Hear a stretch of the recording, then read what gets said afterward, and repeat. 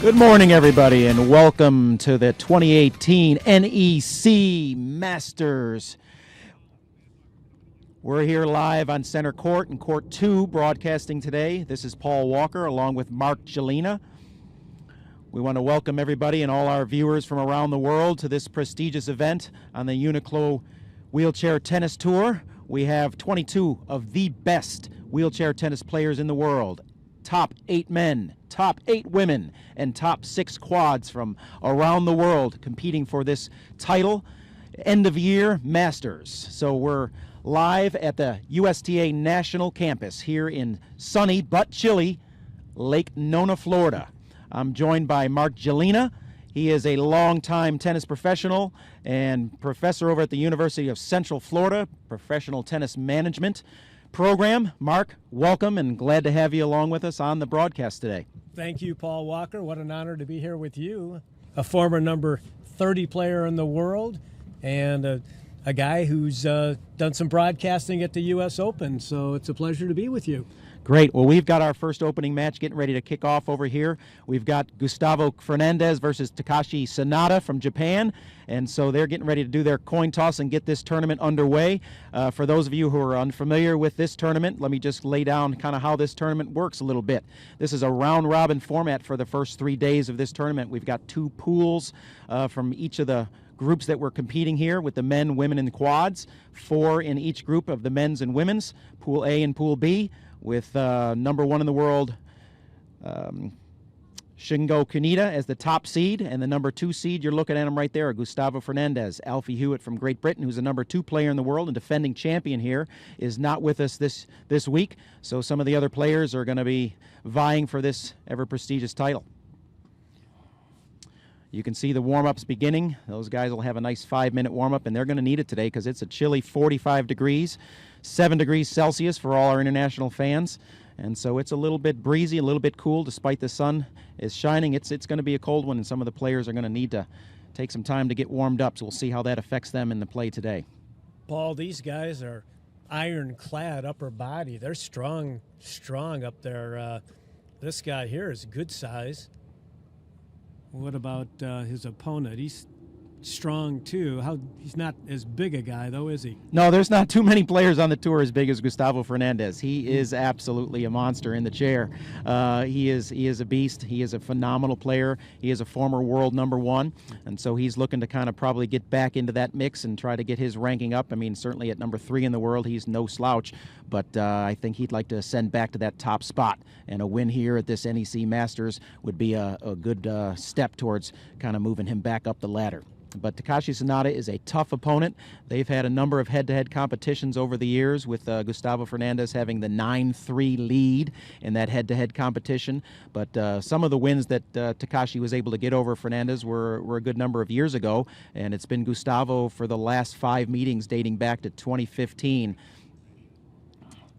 So those of you who are watching online, you can see that we've got some nice temperatures here, a little bit untypical or atypical for Florida this time of year. As you can see, our normal is 76 degrees. We're about 30 degrees below that, but I'll tell you what, it's going to be only increasing as the days go on in this tournament. The weather is supposed to get a little bit warmer each day, so we'll bear with it today. But there's a beautiful shot of some of the scenes around the campus here in Lake Nona, Florida, which is just a little outskirts of Orlando. Now, Paul, will that cold weather affect their maneuverability with their hands on the wheels? How does that work? You know, as it stays cold and a little bit windy here today, it's going to be a little bit something that they'll feel, but these guys are used to playing in pretty much all conditions. They play around the world throughout the calendar year, and so they're no strangers to playing in some a little bit inclement weather. But again, today is a little breezy, and fortunately the sun is shining, so I think that they'll be able to manage this just fine. They're probably layered a little bit, so you can see they're both playing in some long sleeve shirts underneath their top jerseys. But once they get going, these guys are professionals. Once they get going, they'll break a sweat, and they'll be able to maintain that throughout the entirety of this match. Normally these players are looking to seek shade when they're playing in the heat, but today I think they'll like to be staying in the sun a little bit. In the wheelchair, they're stroking from a little lower level, but I notice they're real good on those high backhands, high forehands, huh? Yeah, there's been an evolution in the sport. Players are sitting up a little bit higher in their chairs. 20 years ago or 25 years ago, and we're celebrating the 25th anniversary of this NEC Singles Masters. And so as we look at this, we're looking at, there's the Court 2 schedule for today. For those of you who are going to be following us online, you can see we have opening match with Gustavo Fernandez and Takashi, and then we're going to go over at 11 o'clock. Oh, this is Court 2. We're sticking with the Court 2 schedule here. We're looking at center court, and there's the center court. So you're going to get plenty of coverage throughout the day. We're going to be running pretty much about 12 hours straight of coverage. So if you're in and out throughout the day and you want to watch some world-class wheelchair tennis, yeah, center court is empty right now. You can see it. It's a beautiful center court, beautifully outlined here in the banners. It's about a 500 passenger stadium. So passengers, nobody's traveling in there. They're going to sit and hopefully spectate a little bit. But it's a beautiful stadium, and there was the schedule for the day. So be with us all day long today. We're going to enjoy the coverage. We're going to enjoy the world-class tennis here, the best of the best. Now, Paul, are those are about $3,000 chairs they're in, right?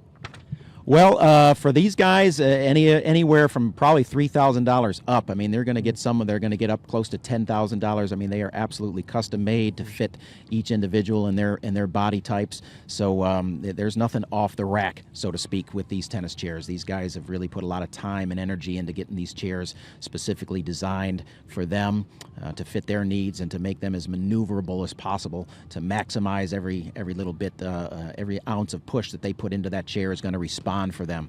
So we see Takashi finishing up his serves here as we're getting ready to kick off this match. And so we expect this to be a good one. Two right-handers, Gustavo from Argentina and Takashi Sanada from Japan. So we've got a pretty broad brush of countries represented here this week. We have one American, David Wagner, who will be competing as the #1 seed in the quad division. And other than that, we've got Europe represented, South America, Asia, pretty much all the continents, but Antarctica are here today, although it feels a little bit like Antarctica today, I'm not going to lie. Now, Paul, I know a normal string job on my racket, I might use a 16, 17 gauge. I heard that a lot of these guys, I heard this from the stringers here, they string a lot of times with a 19 gauge to give them a little more spin, huh? Yeah, I think spin and control is an important part of this game here. I mean, these guys and gals generate a lot of power. You're looking at a great shot of the interior of the National Campus here. That's the top deck over there that overlooks both the hard court and clay court side on the interior of the campus. It's a phenomenal 100-court facility here in Lake Nona. Been here in existence about 2 years now, so we're honored to hold such a wonderful international event here. We're looking forward to holding many more international wheelchair tennis events here. So it's just a phenomenal facility, and I would think that they're just about getting ready to wrap up. But back to your question on the stringing, yeah, these individual players have all their strengths and lesser strengths, but they're going to maximize every little bit. Some are going to string a little bit lower in tension to gain a little bit more power. Some are going to tighten it up a little bit for their control. It just all depends on what their playing style is. Both of these guys are kind of grinders, so they're looking to kind of spin a lot of balls in and use their great mobility skills to kind of set up points and make points last a little bit. But you'll see them mixing in their attacks. But a lot of time they're going to see them spending a lot of time in the green, looking to push into the blue to strike and attack, and then with some reverse, what we call reverse mobility, get out of the blue, get out of the court, and then cover ground in the back court, utilizing 2 bounces when necessary. But what a lot of people don't know is I think wheelchair, don't they, the majority of the time hit off 1 bounce and then fewer times off 2 bounces. Is that right? Yeah, at this high level, these guys are going to be utilizing that second bounce when it comes into their advantage, but they're going to play a vast majority of the game on the 1 bounce. It's just kind of how the game has evolved, and more players moving forward, taking the ball a little bit earlier, and then because they have such great mobility, they are able to get back out of the court. And you're going to be able to see examples of that all day as we cover this match and get on throughout the day to the women's and the quads matches as well. I guess that first serve is very important, even in wheelchair tennis. If they can snap off a good first serve, because the second serve, I guess the returner can make them move quite fast after he returns, right? Yeah, the one unique thing about wheelchair tennis that some of the viewers who are familiar with the sport may know is that there are a lot more breaks of serve in wheelchair tennis than there are in the able-bodied world. I mean, the able-bodied world, the serve pretty much rules the game, and that dictates, and when you're broken, that's kind of an oddity and kind of a bad omen for things to come in your match. But in wheelchair tennis, it's not uncommon at all. So you're going to see maybe more breaks of serve than holds sometimes or oftentimes. And so it's just that the returner has that advantage because he's in motion, he's moving already, and that server is kind of in a stationary position. So while that returner's making his first strike and is mobile, he's got a little bit of an initial advantage to create some space on the court. And Paul, you won't see too many two-handed backhands either, will you? I don't think we'll see one this week. If we do, it would be something completely odd and very not normal in the sport. No, we're pretty much looking at slice backhands and inverted topspin backhands. And when I say inverted, that just means they just don't change their grip. They just take that forehand grip and they just kind of roll it over to the backhand side and hit that backhand with the same grip that they were using on the forehand side. Kind of something that came into the game about 20 years ago and has really kind of become a mainstream part of the game nowadays. Most players are all hitting that. But we will see a few traditional topspin backhands from a couple of the players on the tour, Gustavo being one of them. It looks like we're getting ready to kick off. Gustavo to serve.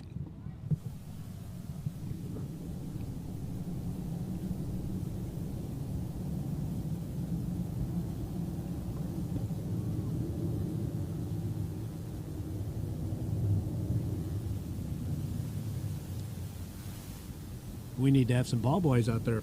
Yeah, I think they've got some lined up for some of the matches. Again, we talked a little bit about the format. We're going to go round robin here for the first couple of days, let everybody kind of get their feet underneath them, so to speak, or their wheels underneath them.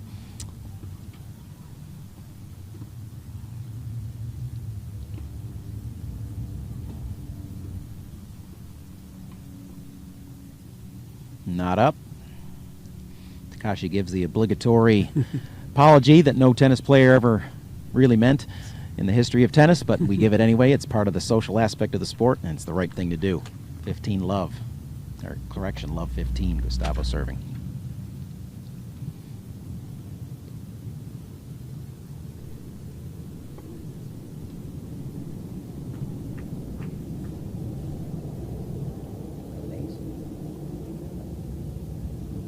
Yeah, that was an ace. Tough to see on the monitor. We're getting a little bit of a glare on the monitor that we're covering the match on here, so you almost couldn't see that line. But that's a beautiful out wide serve by Gustavo to even the score at 15 all.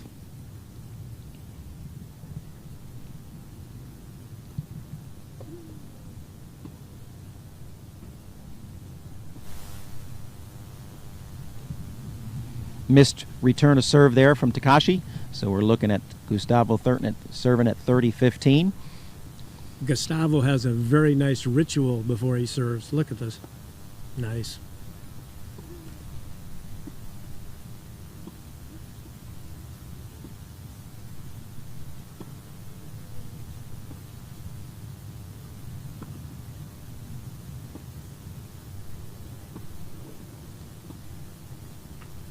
Kind of a classic rally right there, with it ending with a little backhand into the net. Gustavo got a nice 40-15 lead to start this opening game here. And yeah, you talked about rituals. All these players are professional tennis players, so they're going to do the right thing. They're going to go through their rituals. They're going to get themselves prepared before each and every point. And they spend a lot of time in the sports psychology arena, just like any other professional athlete does, knowing the importance of these rituals, what they mean to their games.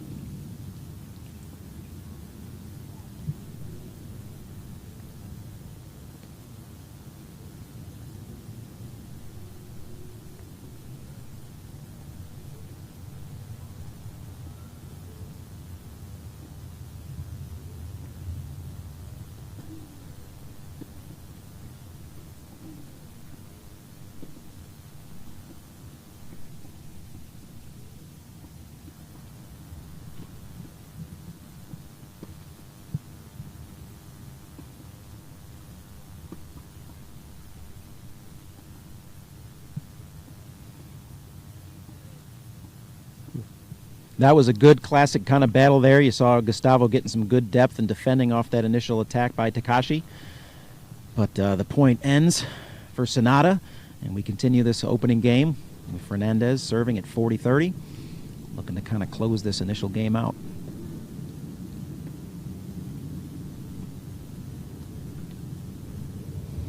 Good offensive strike by Takashi there to get this back to deuce, continue this game. Pulled Gustavo out wide. He wasn't able to get that ball back in play. I think with the wind a little bit, once he threw that ball up, wind took care of it and sailed it a little bit long.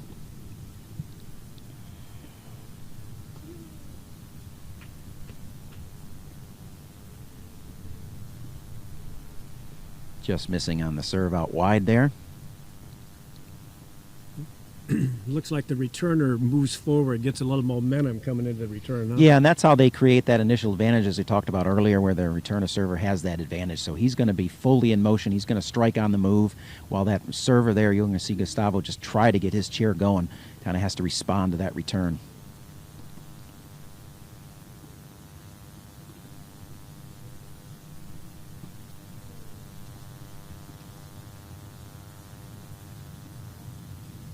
Great defense by Gustavo there. Initially looked to get on the attack. Takashi threw one up. Gustavo utilized that second bounce, lined up that forehand, cranked it inside out, and got himself a nice ad position here for this opening game. Paul, maybe you could talk a little bit about that figure eight motion that they're doing during the rallies. Yeah, I mean, we just don't, the wheelchair players just don't have any lateral mobility. There's just no side-to-side movement, so they kind of have to maneuver that chair. And there we go for the opening game to Gustavo Fernandez. A hold to kick this 2018 NEC Singles Masters off. It's a good position to be in. 1-love on the changeover.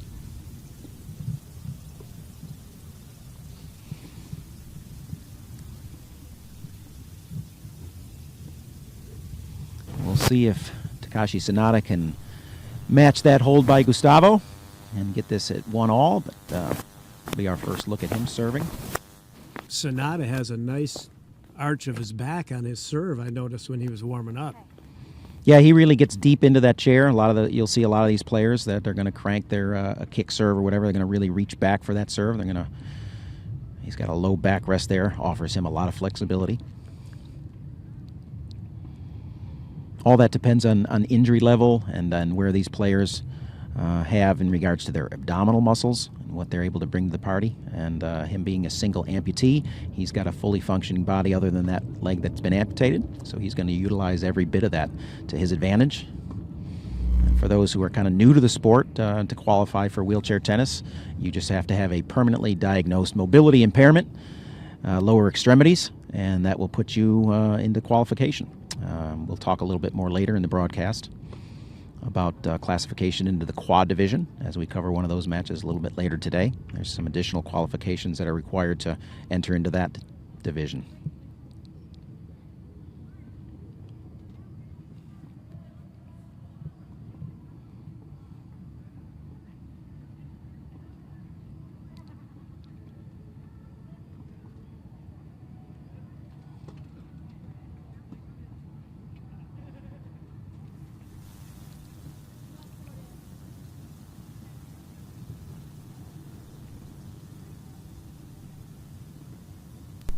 A little double fault there by Takashi Sanada to give Gustavo the early advantage in this game.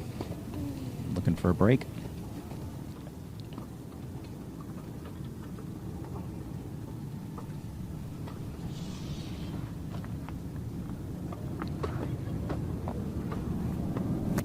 Takashi threw in a little bit of extra sauce on that forehand slice there. Good sportsmanship. They all know each other well out here, don't they? They do. They are ultimate competitors, but ultimately there is a bit of a brotherhood and sisterhood on the tour, yeah, I think that's healthy. It's healthy competition. Don't get me wrong; these guys and gals are here to play, here to win. There's a lot at stake. This is what they devote their lives to.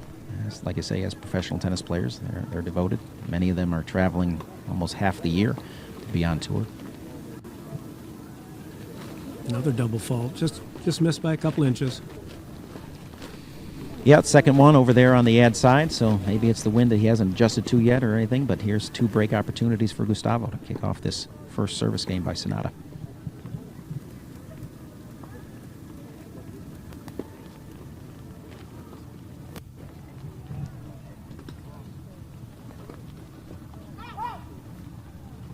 Gustavo got a pretty good look at that second serve there, but I think he got jammed a little bit trying to get the chair out of the way. Couldn't quite fight it off, just missed it a little bit wide. Sonata serving to stay in this second game of the match.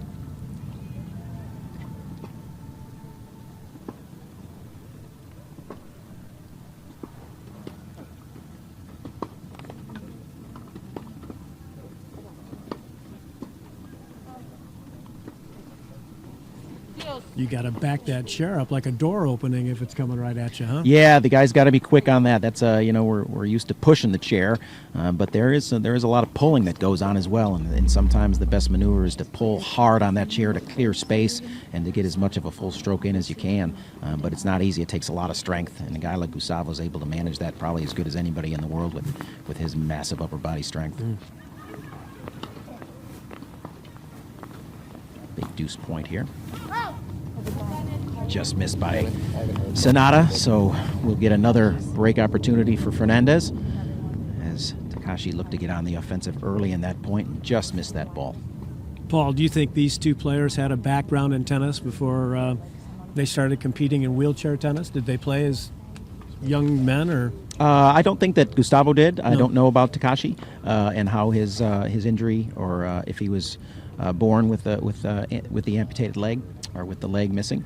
But both of them have certainly evolved as tennis players in a wheelchair and are as good as they come in the world. So it's phenomenal that over the course of 40 years that wheelchair tennis, 40 plus years that wheelchair tennis has been in existence, the level of play and the opportunity for players around the world has just continued to increase. More and more people come into the sport. It's a beautiful sport that starts where you have a pathway to play as a young kid all the way up to the professional ranks. It's really something remarkable that the ITF and all the national governing bodies around the world have worked hard to establish.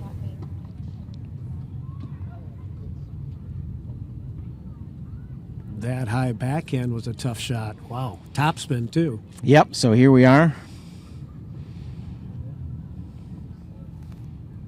Game moving along nicely. Another add point for Fernandez. He's going to get a good look at a second serve here, and I think he's going to try to jump on it and get this.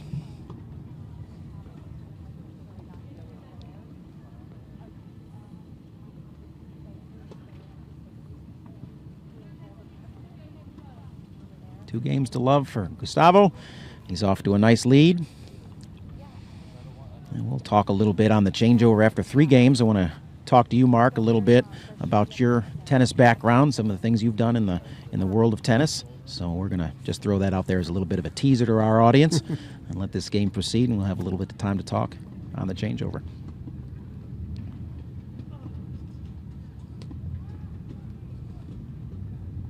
Great get by Fernandez, but a nice easy finish at the net for Takashi to take that first point of the 3rd game.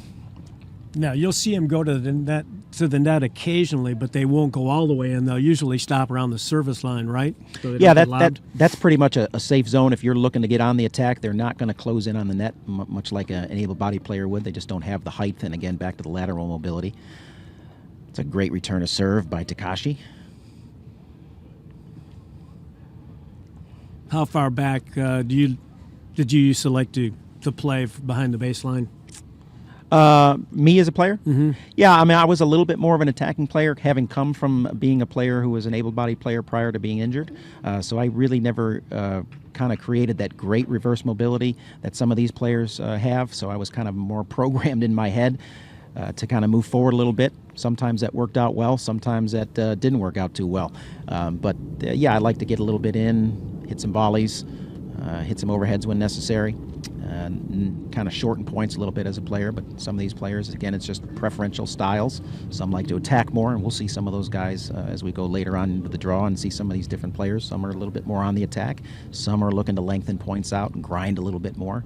It's just all about playing styles.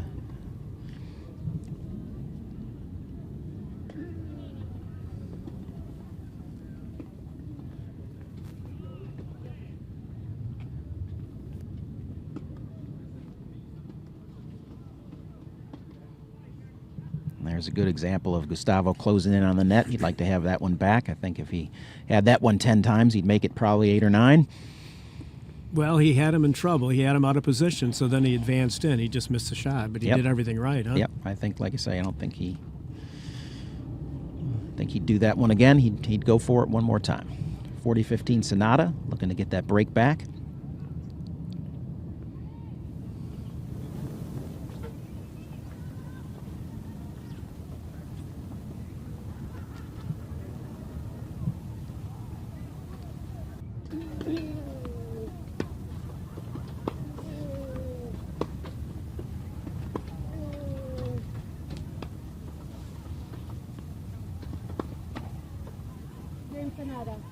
Game Sonata, and here we are, classic 2-1 on the changeover.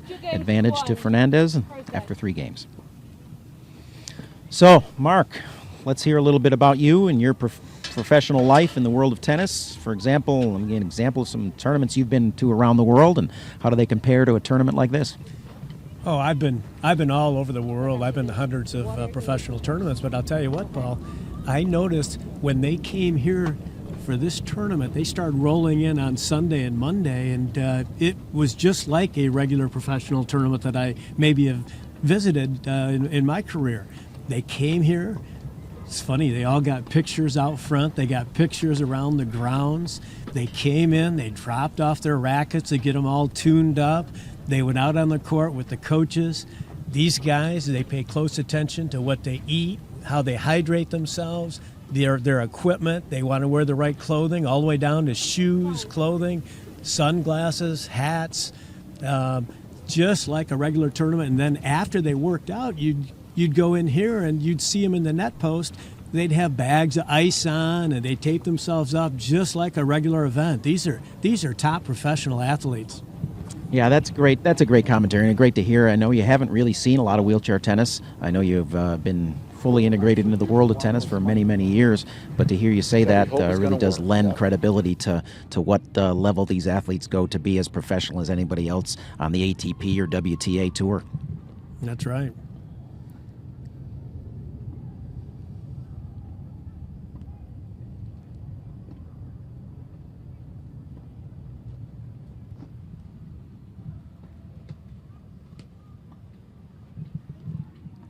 Because, I noticed these players have great technique. They know their strategies. The main difference is just the chair is their legs, and that gets them around. So that's the main difference.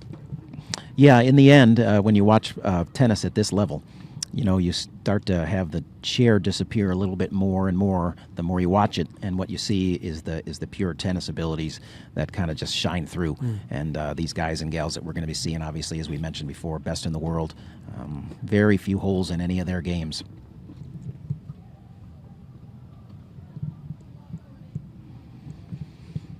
So the top 8 players in the world in the men's division, we don't have an American up there yet, do we? We don't. Our top American is hovering right around number 30 in the world, Casey Ratzlaff from Wichita State and Wichita, Kansas. He is currently a student at Wichita State University.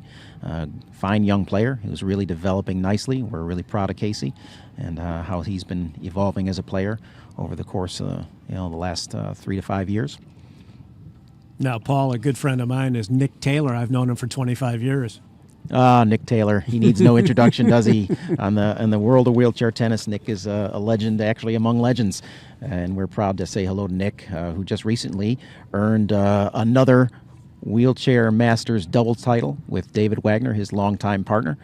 They were over in the Netherlands several weeks ago and competed in the NEC or UNIQLO Doubles Masters over there and brought home that title. So we're proud of David and Nick for their many accomplishments. 3-time Paralympic gold medalists. I could go on and on about what those guys have accomplished over the years. Nick does a lot of nice things in the community. He talks to the junior players. He talks to adults. He tells his story, and he helps out as the assistant coach for the men's team, men's and women's team. Yeah, Nick's a pretty remarkable guy. Got a phenomenal tennis mind, in addition to just being a remarkable tennis player.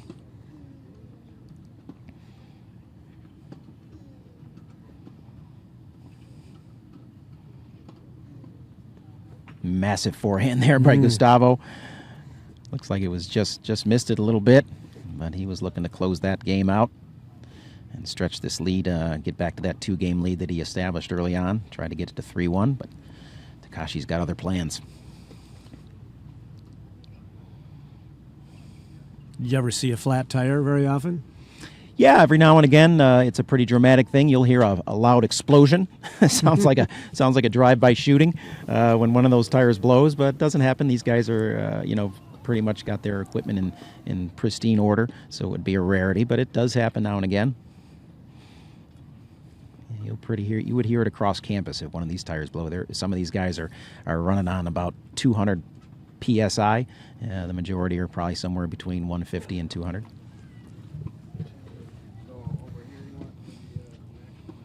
High pressure in those tires.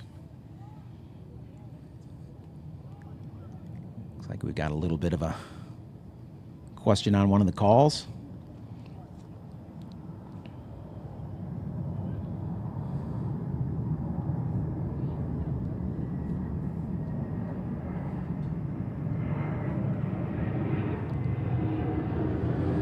And we'll proceed with Takashi serving. Nope, back to deuce. The game continues. We'll see who creates the advantage here.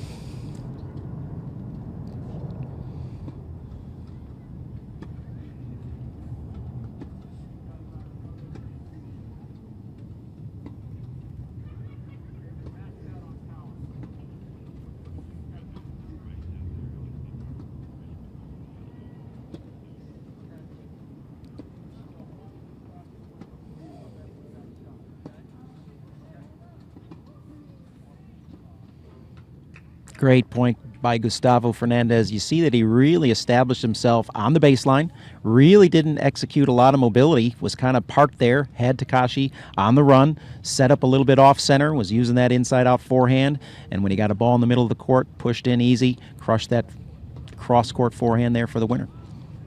Beautifully executed. They've really got to be good on those low balls, don't they? Yeah, I mean, these guys, they handle, pretty much everything. I mean, they understand where opponents are going to try to get to them to kind of expose some weaknesses, but that's what they train for. That's why they put the time in. Their coaches spend a lot of time isolating certain areas that they might be susceptible to, but most of them are trying to close those holes on a regular basis and make themselves pretty much complete players. So high or low, they're gonna take care of it in one fashion or another. Do you think most of the guys play about 5 days a week? Yeah, I would think that is typical. You're going to have on-court training. These guys are all, and gals are all off-court training as well. There's a lot of time in the gym. But I would say on an average 5 days a week, maybe 6 for some, who are a little bit more addicted than others. You know how some of those people can be. And so, but certainly a day off a week is probably the norm, a day or two.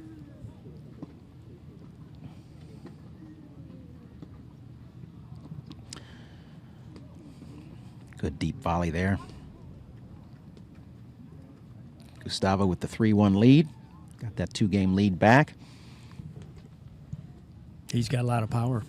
He does, yeah. I mean, it's just easy to see. And when the weather's a little bit warmer, you usually see a big crowd gathering around him at the end of matches when he's going to take his shirt off and expose that Adonis-like body he's got. He's just a little bit different than everybody else, but he's put a lot of time in developing that. And that is his strength, just his raw physicality, as you see him just crash into the fence and be willing to take that blow just to get another ball back in play. He looks about the size of Andy Roddick, who's going to be coming here for a tournament in about another week. Well, in the upper body, he's much bigger than Andy is, yeah. But Andy's got the height on him. But yeah, and it's just amazing what these athletes do. He's cinched into the chair as tight as you can be, and when he moves, that chair moves. That's another key piece of this puzzle with these players, is how they're locked into the chairs just to make sure that chair responds to every little bit of movement that they provide to the wheels. When the wheels are out on that angle, that kind of stabilizes them better? Yeah, it's for stability and for the maneuverability of the chair, for able to maneuver it better in its turning radius and everything like that. So that term that we use is camber. So most of these players are operating anywhere between 18 and 20 degrees of camber on those main wheels. Different than the wheels when you were playing, huh? Yeah, I mean, back, I was, it hasn't been that long. I stopped playing in 2005, but by that time the chairs had evolved to about what they're at now. as I was finishing up my playing career. And so there's still been some evolution of the chairs, and we'll see one unique design here in Stéphane Houdet from France, who's got probably the most unique of all setups. And we'll talk a little bit about him when we call one of his matches later on this week. But most of them are in what we would call a 5-wheel setup. You've got the two big main wheels. You've got 2 front casters, and then typically 1 back bar in the back that they utilize for balance, stability, and the access shots up and above. Allows them to get back into the chair and safely not go over the top.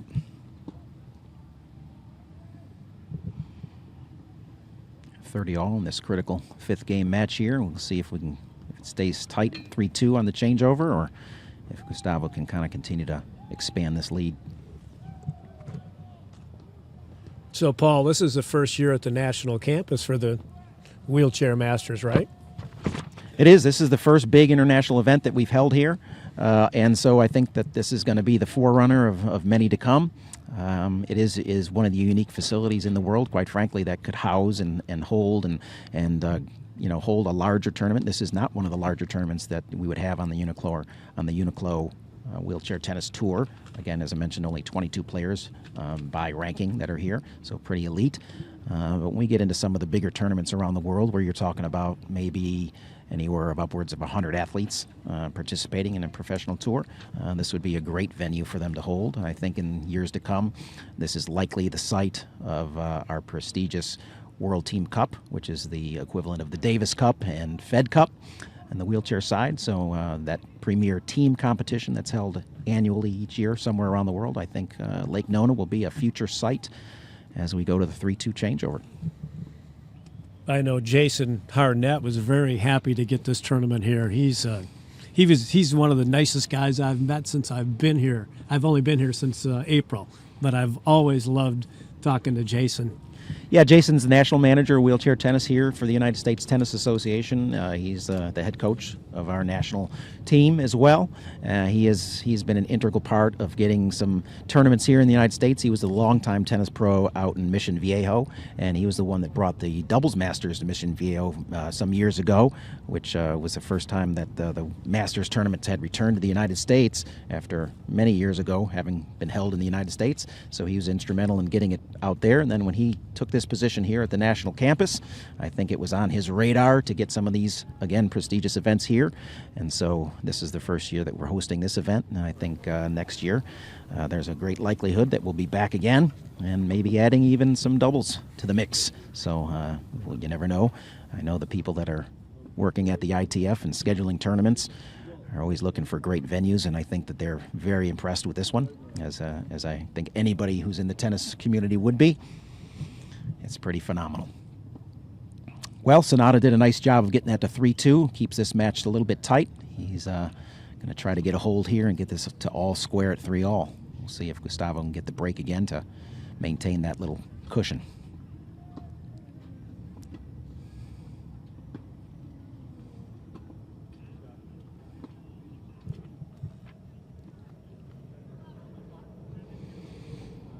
These two players have met twice this year. Once at the British Open, where Gustavo had a nice easy 6-3, 6-0 straight set victory. But back in March, the two of them met at the Georgia Open up in Rome, Georgia, which is a phenomenal facility up there. And that was a rather remarkable match, with Gustavo pulling it out in 3 sets. 7-6, 3-6, 6-4. So now up in Rome, that's where we have a PTM school up there as well. I know they run a lot of big tournaments over there. Yeah, Mark, can you tell us a little bit about what PTM is? Those that are listening at home might not know. We might talk a tiny bit over the play here, so we'll mix in a little bit of coverage of the match, but it would be nice to hear about what the PTM degree is all about. Well, I try and tell people it doesn't stand for parent-teacher meeting. All right. It's professional tennis management. We're trying to bring people along, get their degree, and then get into the tennis industry after they get some good training here. They'll do 3 paid internships here at the national campus and get a lot of experience, and then we'll plug them right into the industry.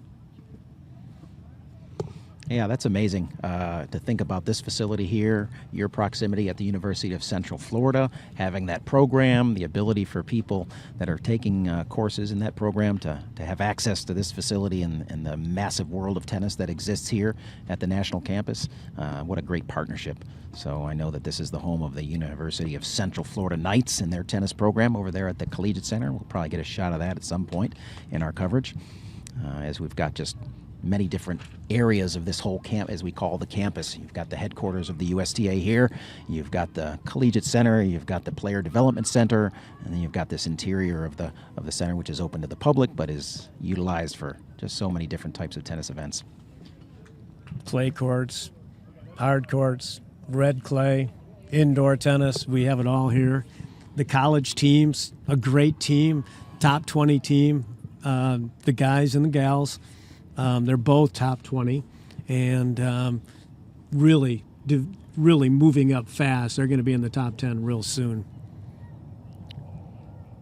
All right, we're going to go over to a separate court here on the campus. We have Rob Gordon going live with the Wounded Warrior Project tennis program that's going on. We're just going to take a little look at that, and we'll get back to our coverage of our match in a moment. Rob, I'm taking it to you. Hey everybody, I'm Rob Gordon, and we are here waiting for a plane to cross over me so I can speak and you can hear me okay. We are here at the USTA National Campus. There is so much going on here.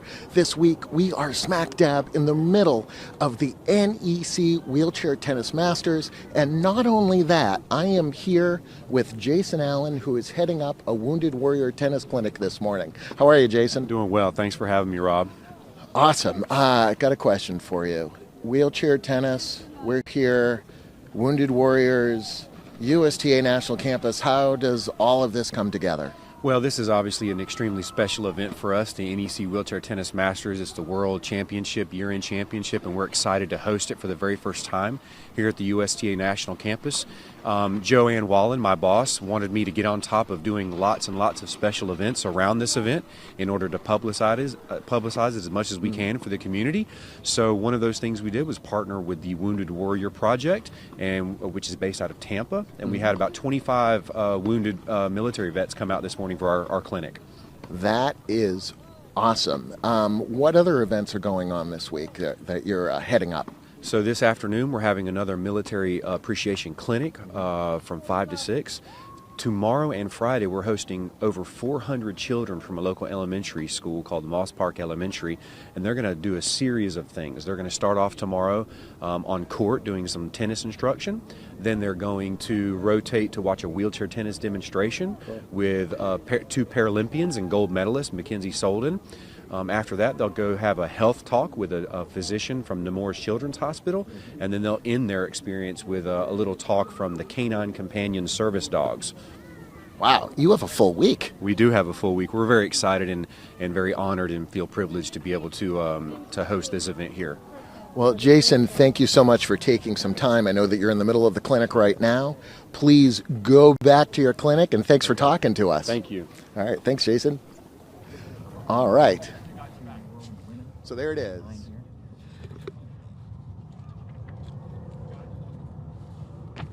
All right, we're back on the changeover with Gustavo Fernandez taking a somewhat commanding 5-2 lead. I hope everybody who's watching online and around the world enjoyed the little piece that we had on the Wounded Warrior Project over there with Rob Gordon and Jason Allen from the United States Tennis Association. But right now we're back to court number 2 and our opening match of the NEC Singles Masters with Gustavo Fernandez in the lead on the changeover. Takashi Sanada trying to stay in this first set. We'll see how that goes. It's been some good tennis so far, as I think both of the players are starting to warm up a little bit. Again, as we mentioned, the conditions are a little bit cool here for our opening match this morning. But nonetheless, it's sunny, and when you're in the sun, it's a little warm. But when you're not in the sun, it's a little cool.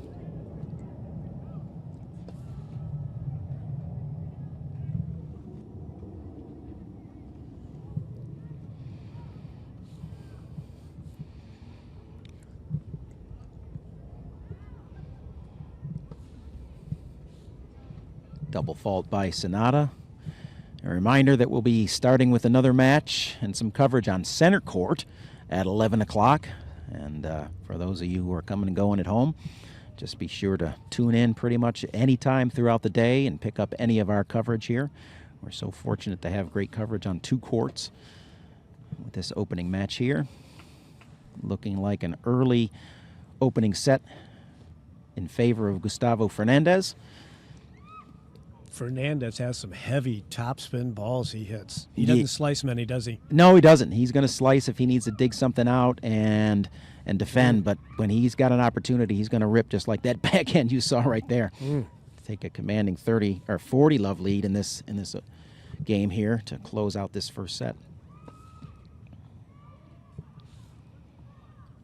Sonata seems a little bit rushed right now, kind of not taking his time and a little bit frustrated. And there it is. There's the opening set to Gustavo. I think almost sensed that Sonata just looked like he wanted to kind of get done with that set and restart, kind of press the restart button and go from there. We'll see if he can recover and claw his way back into this match. Well, those double faults hurt him a little bit. He had about 5 double faults probably in that set, didn't he? Yeah, he was pretty much making it a little bit easier on the return to serve of Gustavo when you're throwing in those free points. That's just going to be a tough way to kind of do business against a player of Gustavo's level, who's going to get some good looks and then be aggressive on the second serve. So he's just continuing to add pressure when you're making those double faults. Makes life tough on you to hold serve. But he'll regroup, and we'll see how this second set goes. Well, Gustavo was a former world champ in 2017, wasn't he? Yeah, he had a long reign at world number 1, so he's had a great career. He is certainly in the mix at any tournament that he ever shows up at. There's another quick look at the schedule we have coming up on center court. 11 a.m. We've got Dita de Groot, number 1 in the world, versus number 8 Lucy Schuker from Great Britain. Those two have had a good long career of head-to-heads, with Dita having the main head-to-head matchup wins, but Lucy is an ultimate competitor. We'll talk a little bit about them when we see them on the court starting at 11 o'clock. We expect a great match from those 2 ladies to kick off that portion of the tournament, round robin that they're going to be going through, and that'll be followed on by David Wagner versus Lucas Satoli in the quad division opening. You see everything getting ready there, Mark, on court number 1. Chair umpire trying to stay warm before he has to climb up into that chair. Here we are with Gustavo Fernandez getting ready to kick off for the first game of the second set. NEC Singles Masters, Lake Nona, Florida. National Campus, United States Tennis Association. All good things tennis today.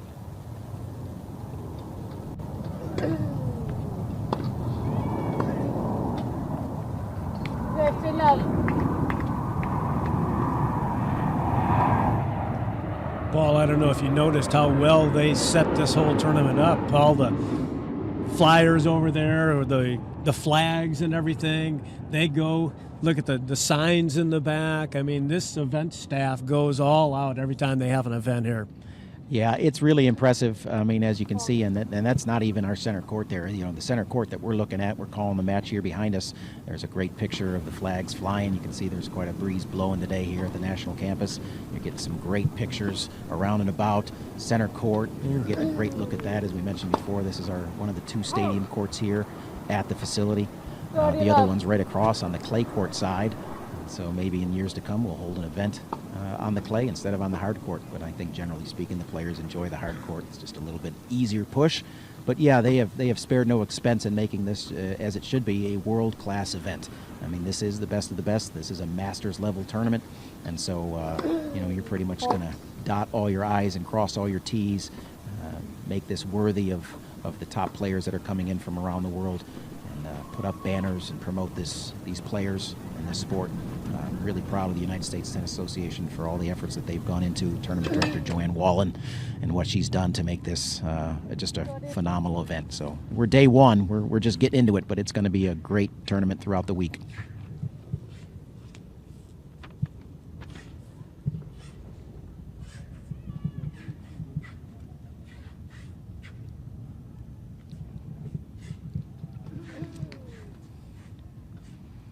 You mentioned earlier, Mark, about the University of Central Florida and their collegiate program growing and getting stronger and stronger. What an amazing recruiting tool to have this facility as something you would bring a potential recruit into to look at and say, hey, would you like to come here to play tennis for us at the University of Central Florida? We've got sunshine, we've got this remarkable facility, and what more could anybody want? Well, we have an awesome coach here, too. We have Andy Roddick's brother, John Roddick, who back in his day, when he was in the 18 and under division, he was one of the top players in the world.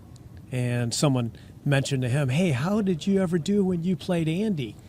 He said, well, Andy was #1 in the U.S. in the 12 and unders. I was #1 in the world in the 18 and unders.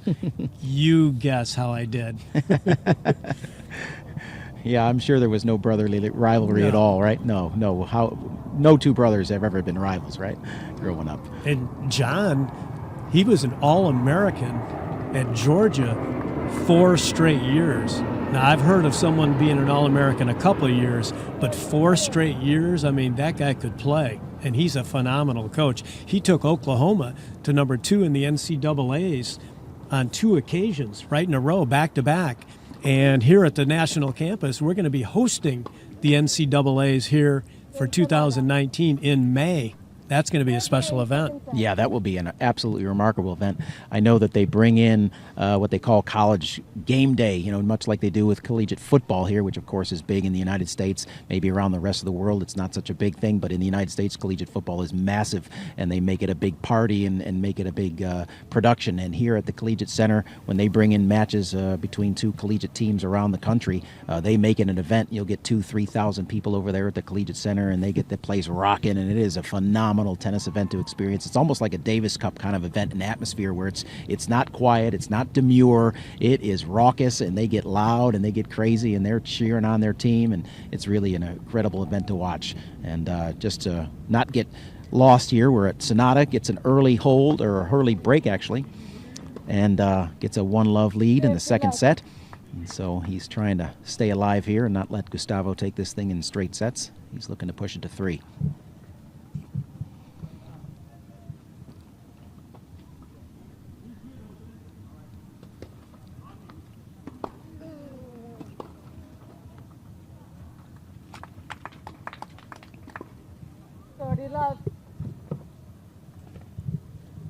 I can see where they'd like to be on the hard court. How is it when they play on a grass court? It's been only a couple of years. Originally they started at Wimbledon, so wheelchair tennis is integrated fully into all the Grand Slams now. But in Wimbledon, initially they kind of started almost experimentally with just doubles. It's only been in the last couple of years that they've gone to including singles play on the grass.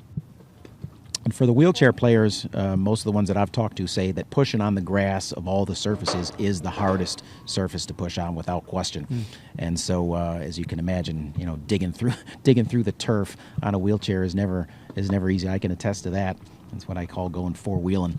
But again, because these are the best of the best in a Grand Slam event, the same players are going to be at such an event as that. It takes that level of player to compete on that surface.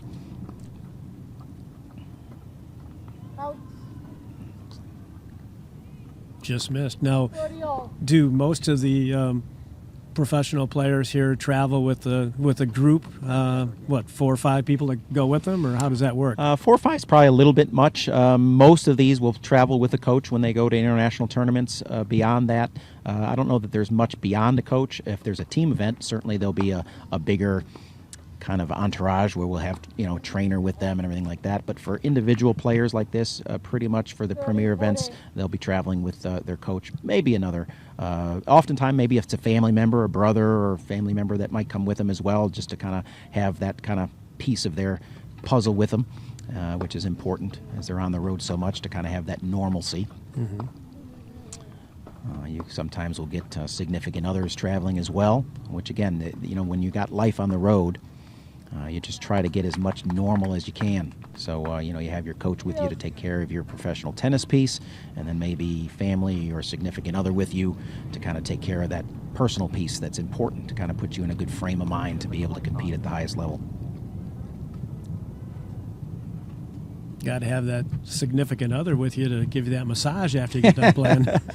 Yeah, I mean, I know here at the campus for this event, they brought in a massage therapist, which is great. You know, it's really going to be something that I'm sure the players will utilize.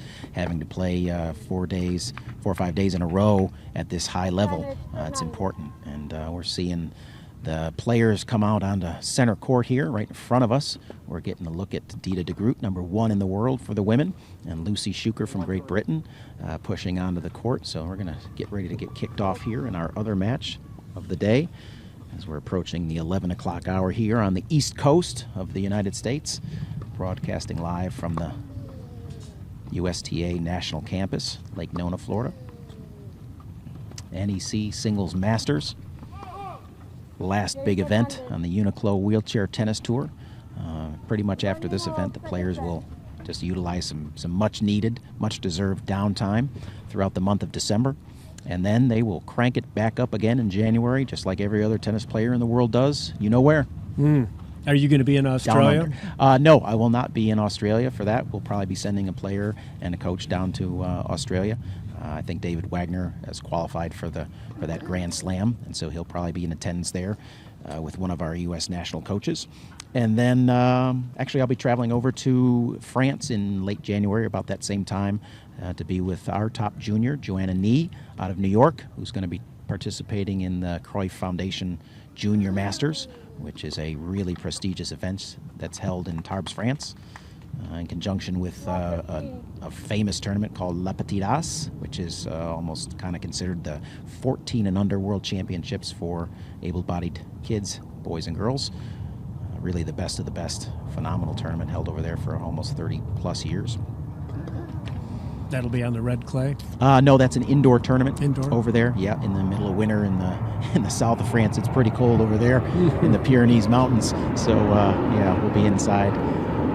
It's a really phenomenal venue and really well attended.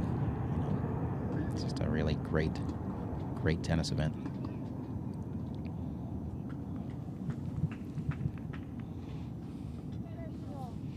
All right, we're at 1-1 here on court number 2 between Gustavo Fernandez and Takashi Sanada, with Gustavo having taken the first set. And we're getting ready as the players are approaching the umpire here shortly. On center court, we'll be televising that coin toss. We'll be kicking off the first women's match of the NEC Singles Masters between Dita de Groot from Netherlands and Lucy Schuker from Great Britain.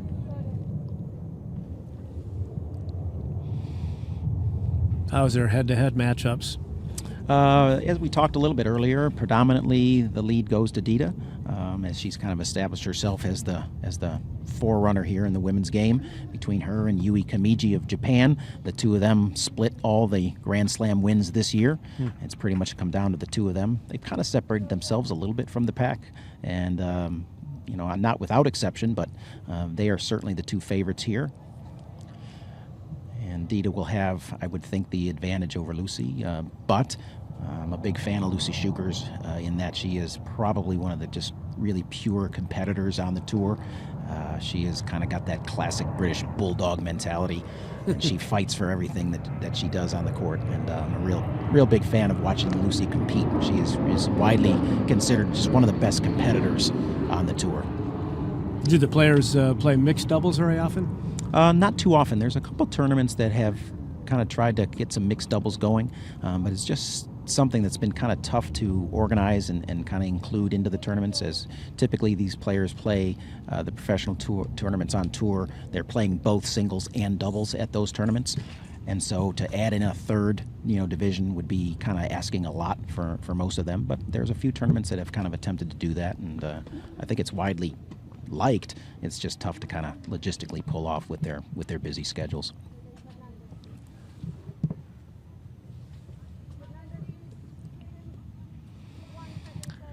And there we are on the changeover, and we're going to get our first look at center court. Dita de Groot, #1 seed from the Netherlands, looking to defend her title that she earned last year for the first time. And she is a remarkable young player, very strong, very fit. A lot of power in her game, great mobility in the chair. Really just, there's no lacking of any skill in Dita. She'll be shortly joined by Lucy Schuker from Great Britain, who you see there, just finishing up, getting prepared in her chair.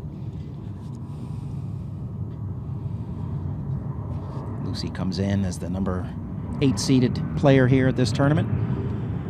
So she's 1 versus 8 in this kickoff match for the women's group. But I would expect it to still be a very competitive match. And here we go for the coin toss on center court. Getting a great shot of the backdrop there, the banners. We got the NEC banners up there, the sponsor of this great event. And over to the left, you saw the UNIQLO banner, which is the sponsor of the Wheelchair Tour. Looks like Lucy won the toss. Get a nice little 5-minute warm-up, and the girls will kick it off.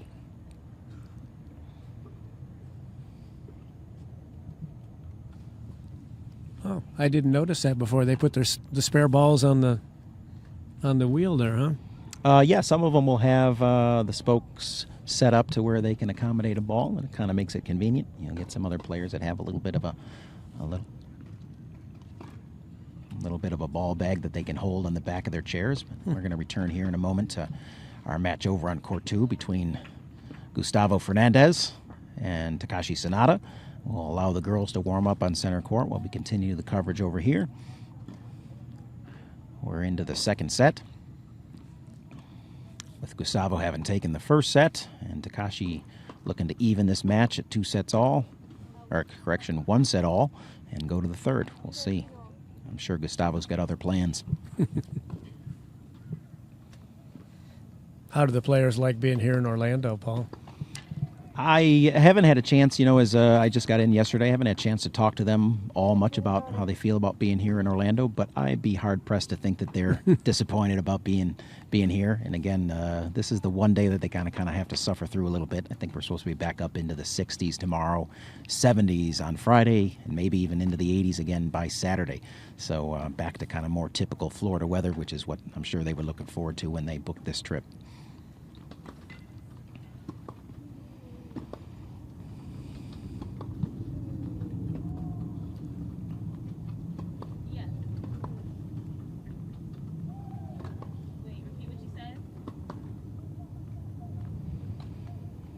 You know, as much as Orlando is your quintessential tourist town, I don't think any of these players are really going to get a lot of tourist time unless they booked a couple extra days to stay and enjoy some of what Orlando has to offer.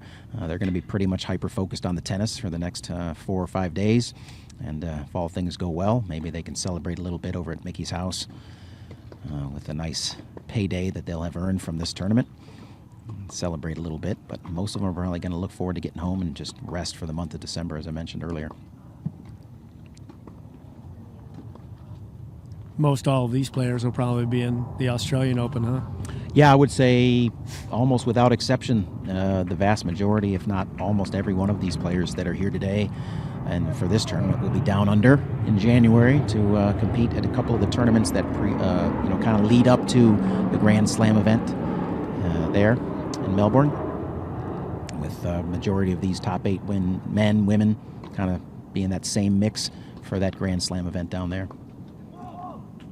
Do you think Nick Taylor will go to the Australian? I don't think Nick will travel down to Australia. To the best of my knowledge, he's not traveling down there this year. So he's probably going to wait for a couple of the spring tournaments. I know he'll probably compete in Rome in March and at the Cajun Classic in Baton Rouge in March as well. We have a couple of the top tournaments in the United States that go back-to-back in middle of March, first one being in Rome and then Baton Rouge. And we'll have a vast majority of these players will compete at both of those. Those are both high-level tournaments. You've got Cajun Classic, which is a Super Series tournament, which is the highest level below Masters and Grand Slam. And then you have an ITF 1 tournament, which is the next rung down from the Super Series. So both of those are big tournaments for points and for rankings. So, you know, a lot of the top players will certainly be traveling in for those. And they get a 2-for-1 there. They make the trip over to the United States for that Rome tournament, and then they're just going to back that up, pack their bags, head down to Baton Rouge, and get a 2-for-1 big tournament in before heading back home and continuing on with the tour. I've seen Nick work out on the ball machine, and he'll put up targets, and he'll knock them down. He's accurate. Oh, yeah. Oh, there's no question. I mean, as anybody that's ever seen Nick play, and for those who maybe haven't, Nick's a power chair user that competes in the quad division. And look him up online, Nick Taylor, Wheelchair Tennis, and you'll be able to see some videos of Nick playing, and it's just kind of a unique scene and how he does his business. It's pretty remarkable. Just one of really one of the true legends in our sport, among many people who are considered great inspirations and everything like that. Nick's kind of one of the ones at the head of the class there.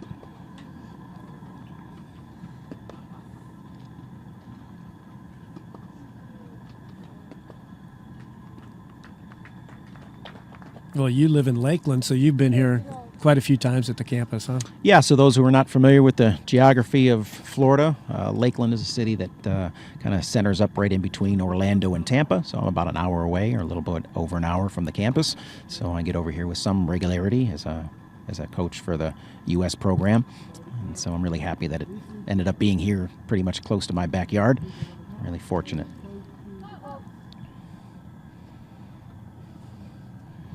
The women are getting close to finishing up their warm-up on center court. And pretty soon we'll have 2 courts up and running as we continue to focus on the Gustavo Fernandez-Takashi Sonata match on court number 2, with Gustavo Fernandez serving with a 1-set-to-love lead.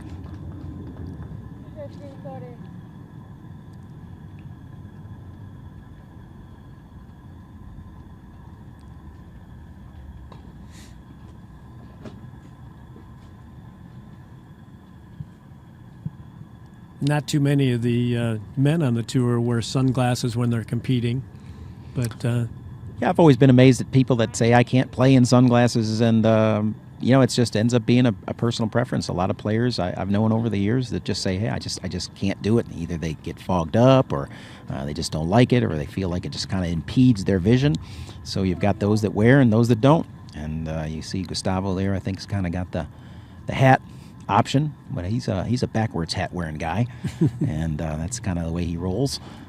But as you can see, Takashi there, and it is bright, no doubt. I mean, it's chilly here today, but that sun is strong and bright.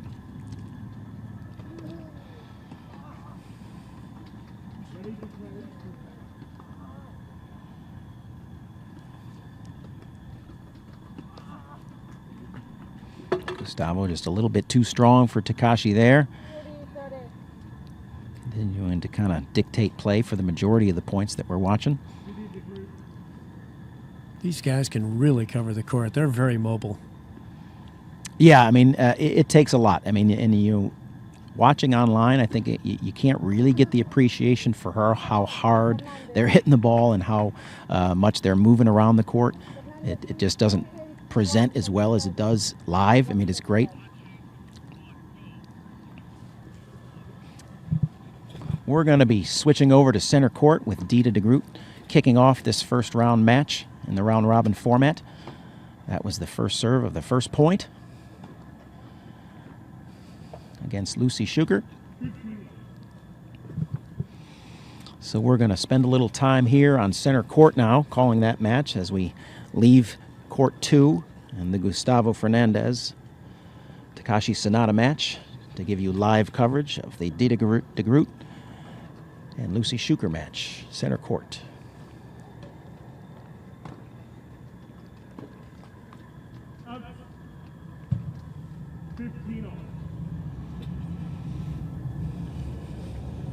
Dita's going to be the aggressor here, I think, Mark.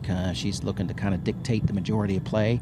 It'll be Lucy who's going to look to kind of stay alive in the points, kind of a little bit more crafty, going to have to try to maneuver Dita around a little bit. And Dita's going to try to pretty much power through Lucy, I think, if I'm familiar with the two playing styles here. Dita a little bit more of the power player. Lucy looking to kind of create some tactical advantages by staying in points, mixing a little bit more, trying to get Dita off balance. And we'll just see how that plays out as this match unfolds. I don't know if you can see when you're watching on TV, but these players are really hitting on the rise well. And we have an old saying, hit on the rise, give them a big surprise. I'm very impressed by how they do that. Yeah, they're looking to push in, take the ball early, create that time advantage that taking the ball on the rise does. It's a little bit more difficult to read where your opponent's going. So all the advantages go, and that's, again, how the wheelchair game has kind of modeled and patterned itself after the able-bodied game as the evolutions have taken place in the able-bodied game. The wheelchair players over the years have kind of adopted and adapted, just kind of in classic adaptive format, and that's what this sport is. It's an adaptive sport. So when they've adapted to the chair, and then they've adapted to the sport specific to it, which is tennis. And, the same rules apply. I mean, generally speaking, tactically speaking, the same rules that work in able-bodied tennis are going to work in wheelchair tennis, with a few nuances here and there, but by and large, same principles are put into play by all these players. Early advantage to Dita, serving at 40-30. And there's the first game of the first set in the women's round-robin portion of the 2018 NEC Singles Masters, with Dita de Groot holding serve to go 1-love.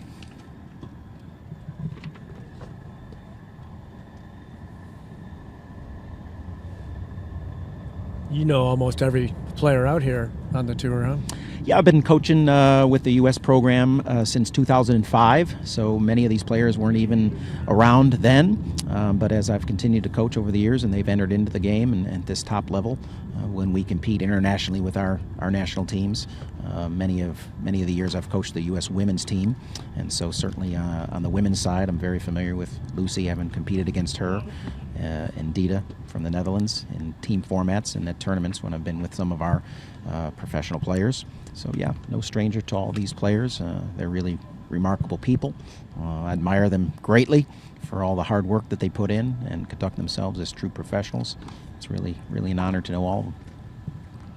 Now, Paul, I'm noticing Lucy, before she serves, she gets her chair moving a little bit to get a little momentum. Is that right?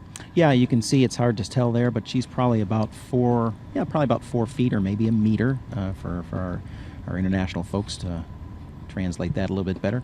About a meter behind the service line, or the baseline, excuse me, and then she kind of gets the chair just a little bit rotated and then grabs that wheel and kind of rotates herself around, almost to kind of create that upper body rotation that any good server would want. And so she utilizes her chair to maximize that ability to serve. And then she's, when she ends up completing her serve, she's still a little bit just behind that baseline. We'll probably get a good look at it here. So she's going to end up just a little bit behind that baseline, trying to get her chair moving just a little bit. Going to get that chair in motion, reads that down the line return by Dita, and just kind of can't get there in time. And again, as we mentioned, that's the disadvantage to the server in the game of wheelchair tennis. You're coming out of that dead stop hole, and it's tough to get that chair moving. Once you get it moving, it's easy to keep it moving, but it's difficult to get it going on the get-go, right out the get-go. Ball that Lucy's going to attack there. Easy open court winner. Had Dita guessing, went behind her. Nicely executed there.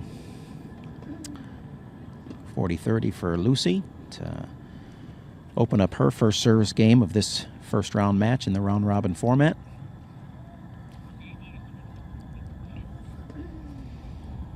In a moment, we'll be switching back over to take another look back at court number 2, where we've got Gustavo Fernandez with a commanding 1-set-to-love and 5-1 lead over Takashi Sanada. So he's going to be looking to close this match out, get off the court, get into recovery mode, and be prepared for day number 2. All these players would prefer that mode versus a tough, difficult 3-setter. 30-15 serving for this match. He's got a beautiful backhand, doesn't he? Yeah, I mean, he's worked hard. I always enjoy watching Gustavo train with his coach. And, man, when they train hard and just pound and pound and pound. I mean, it's really something to see. Again, very physical. And, you want, as a coach, you want to make those practices tough. And so that when they get out here into these competitive matches, it's almost as if like, hey, you know what? This is almost easy compared to practice. And I think that they've taken that approach with Gustavo in regards to his training. I know I've watched enough of it over the years that there are no easy sessions when you get on the court with him and his coach. He likes to put in the work. He may not go home happy after every practice, but he knows he got the job done. He got some good training out there, huh? Yeah, well, it's, these guys all recognize it's the process that they go through. And again, being professional athletes, they recognize the amount of time that they put in training is what's really going to show and what's going to pay off in the big moments in competition. So Sanada putting up a fight here, try to get this hold, and there it is. He gets a break and stays alive in this second set on the 5-2 changeover. But that's a lot of work to do for Takashi Sanada to get back into this match. 5-2 down in the second set and down 1-0.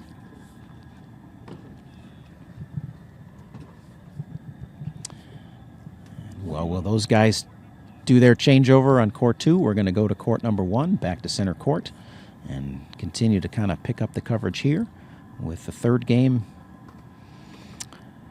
up and running with Dita de Groot serving with looks like a 40-love lead. A nice glimpse of the scoreboard there.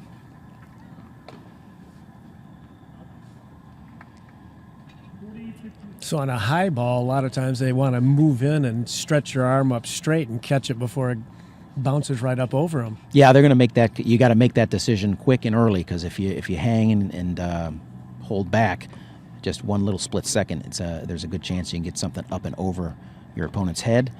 So they're going to look to push forward and take that ball early. Look at Lucy trying to toss that one up. Didn't quite have command of it. They might not have a feel for it yet on center court with the way the wind's swirling yet. So Lucy's going to try to probably go a little bit off pace, probably try to throw some balls up, kind of try to disrupt Dita's rhythm a little bit. And that one just missed a little bit long. So Dita's got the 2-1 hold on the changeover on serve.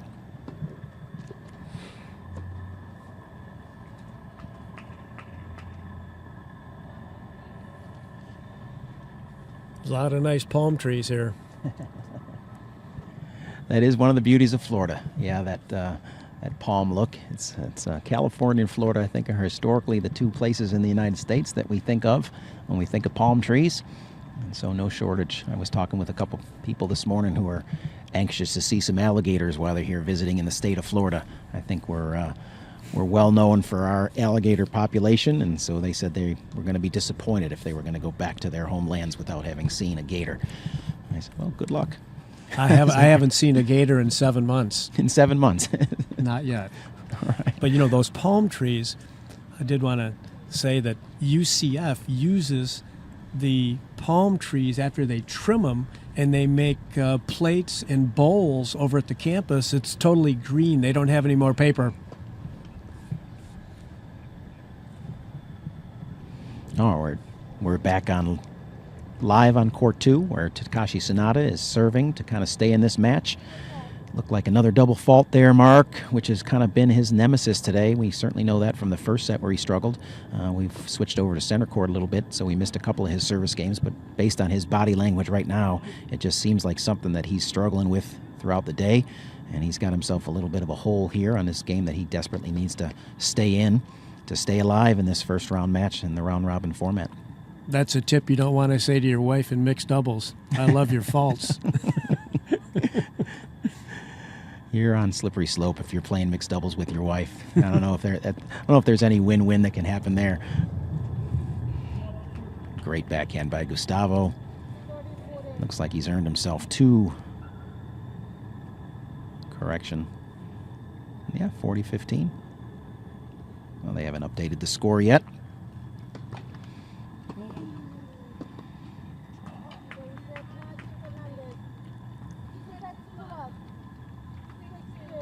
And there it is. We just witnessed match point with Gustavo Fernandez taking the first opening round match here in the round-robin format. 6-1, 6-2. Pretty convincing straight-set victory by world number 3, Gustavo Fernandez. 6-2, 6-2 is the final as he defeats Takashi Sanada. There comes a nice replay of match point. And deep ball by Fernandez. Sanada can't respond, puts it in the net, moving forward. Hopefully we'll get a chance maybe a little bit later to get Gustavo Fernandez up here. We'll talk a little bit with him about his match, get him up to spend a little time with us, share a couple thoughts on how his opening round match went. I'm sure he's pretty satisfied with that convincing victory. And we're back live to center court. Look at that lob recovery. Wow.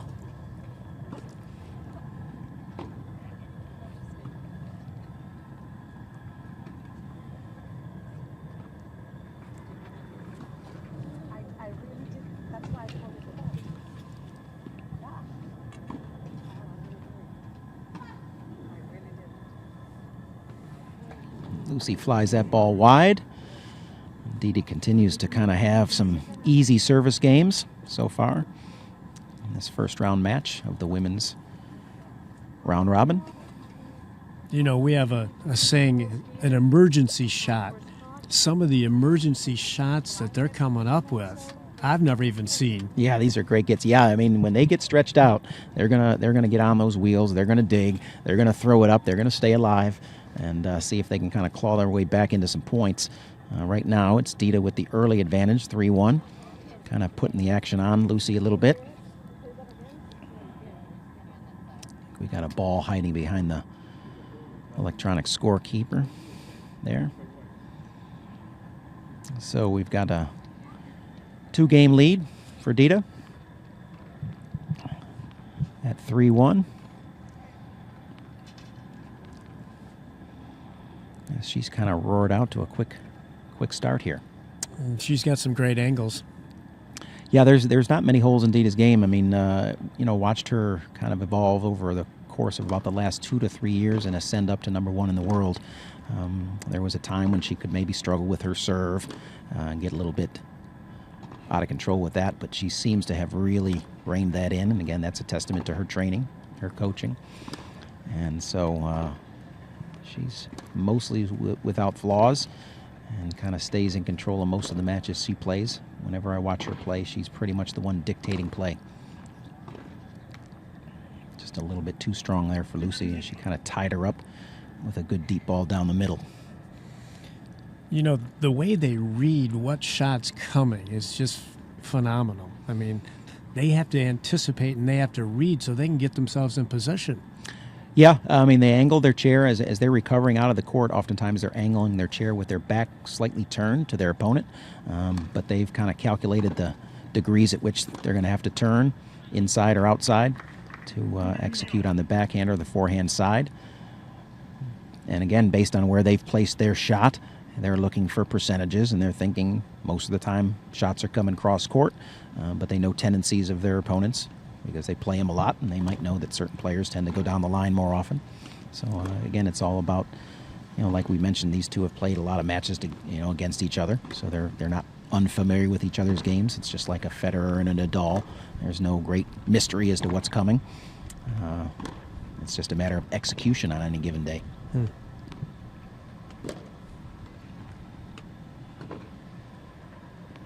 Dita's opened up the court, and there it is, a nice finish down the line. Lucy can't get to it.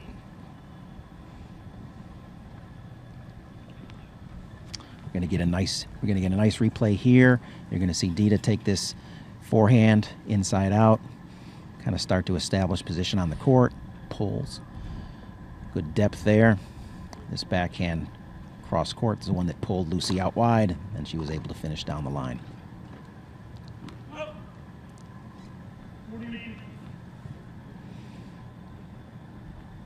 So far, Dita's serve's just been a little bit too strong. She really hasn't lost many points on her serve so far. Hasn't been something that Lucy's been able to kind of get dialed in on. But I'll never count Lucy out. As I mentioned earlier on in our opening with this match, she is a phenomenal competitor. And even if this first set were to happen to go strong in Dita's favor, Lucy will come back and give everything she has.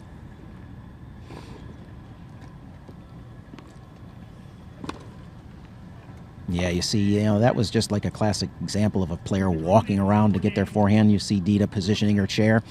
You'll see her not settle for a ball that comes over on her backhand side. Watch her maneuver that chair, get over around, get that forehand, drive it down the line. And she had great options there, as you could see, Mark, to go inside out and go cross court or take that ball down the line for an easy finish. And that's just because she put the work in on the chair. That's There's a great shot of what we've been talking about. It's a little bit chilly here. You're bundled up. We got people in blankets and coats and scarves and hats and anything. If the wind's blowing in your face today, it's a little bit chilly. So we got some spectators out here enjoying the competition on the first day. But the players are short-sleeved. Well, they're putting in a lot of work out there, so they're burning calories. Yeah, they are. It's amazing to see both Dita's in a tank top, but she's already worked up a sweat. Lucy's in a short sleeve. And when you're competing, once you get the juices flowing, you stay warm. Mackenzie Soldan trains here at the National Campus. And she was a former All-American in basketball as well. Yeah, Mackenzie is one of our top U.S. women that's currently training here at the National Campus, having taken some time off prior to Rio to compete in basketball, and compete she did. She was a gold medalist with the U.S. women's team in Rio in basketball, but back in 2012 at the London Games, Mackenzie was playing tennis for the U.S., and so she's kind of been a two-sport superstar. And so now she's kind of transitioning back to tennis. She's only about 26 years old, and so she's still got a lot of life left in her to get back on the tour and devote her time to tennis again. So we're happy that she's here training full time and getting every advantage that exists here at the National Campus with access to great coaching, sports psychology, nutrition, strength and conditioning, all the components that all these athletes need to be playing at the highest level on the international stage. That's what a lot of people don't understand, is the hardware is your actual stroking, but the software is that mental game. You got to be good on that mental game too. I think as more of these players compete, more and more of them are playing and spending a lot of time, in the sports psychology arena, spending time getting to understand themselves, how they're going to, kind of compete under pressure situations. It's just such an important part, always has been such an important part of the game of tennis, the psychological battles that take place between you and your opponent, between you and your main opponent, which is yourself most of the time.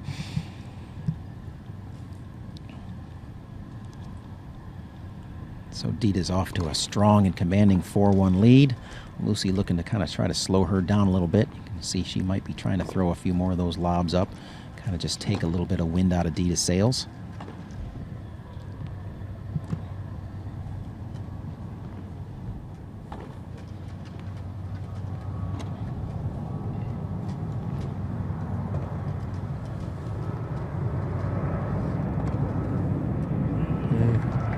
And there's a great example of Lucy's kind of staying with the lob game, staying with some high, deep balls that were real close to the baseline, pushing Dita back off that baseline where she wants to dictate play from.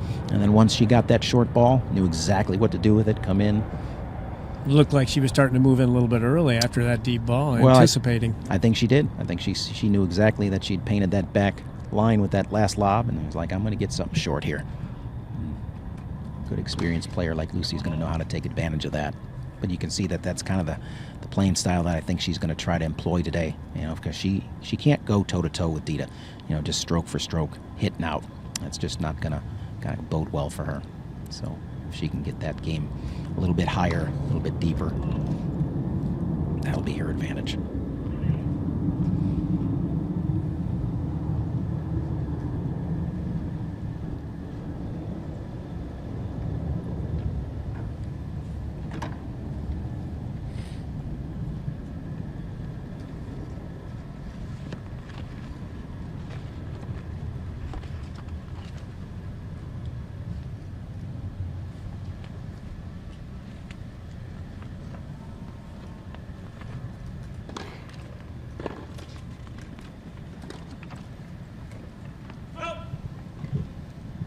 Now the ready position, Paul, is left hand on the wheel, right?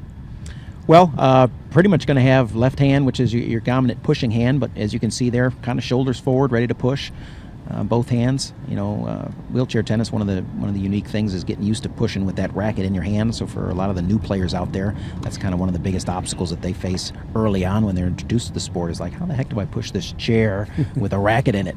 And it's just something that takes some time to get used to, but all these players have certainly mastered it. But nonetheless, that left hand, or that non-racket hand, really is in command of that chair. And so that's where their real strength push comes from, is that hand that's not encumbered with a racket. But you see Lucy struggling a little bit with her serve. Now, a new person coming into the sport, how long would it take them to get pretty good command of that chair? It depends on just kind of their athletic ability, and so a lot of times maybe they've played some other wheelchair sports where pushing the chair isn't unique to them, but pushing it with a racket is. So, if they've played some other sports, then it'll be a little less time for them to kind of get command of that chair with the racket in it. If they haven't played any other wheelchair sports, then they're kind of going against two things. One, I got to learn how to push the chair, period. Now I got to learn to push it with a racket in my hand. And so it's probably going to take a little bit longer, but it's just like any other skill, any other sport. The more time you put into it, the more comfortable you're going to get. And, you're going to adapt quicker. For a lot of players, as I coach at camps where players are a little bit less experienced, I encourage them to put a tennis ball in their hand and push around regularly, just something that occupies their hand so that they're understanding where they're going to push once they put the racket in. So, you could push around daily with a little tennis ball in your hand, and it's not like it's going to be something really odd like you would if you were pushing around all day with a tennis racket in your hand. That might be a little bit more cumbersome. Dita out to a 5-1 lead here, and serving to close out this first set. Lucy still hasn't kind of gotten on track, kind of trying to figure out, I think, the conditions here, and of course deal with Dita's game. It's not easy playing the #1 player in the world, is it? No, but you know what? The unique thing about this format is you're not knocked out. So it's a round-robin format, and one loss does not necessarily, relegate you out of the tournament. If Lucy takes a defeat here in this first round of the round-robin, but somehow could come back and in the other matches get some wins, she's right back in the mix. You only have to finish 1 or 2 in your pool, and that qualifies you to do the crossover on Saturday in what would be the semifinals. So one loss does not kick you out.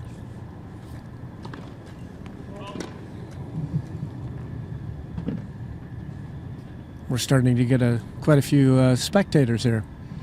Yeah, I think not bad for a Wednesday morning. I think as we get a little bit more into the weekend, I'd like to think that we'll get some bigger crowds. And so those of you who are maybe listening and are in the Central Florida area, we would encourage you to come on out to the National Campus here, Lake Nona, Florida. It's going to get warmer and sunnier each and every day as we go throughout the tournament. And so we would love to have you out here experiencing the best of the best in wheelchair tennis from throughout the world. And like you said, you don't even notice the chairs after a little bit. Yeah, you just admire the skill. It's just quality tennis. Straight up quality tennis.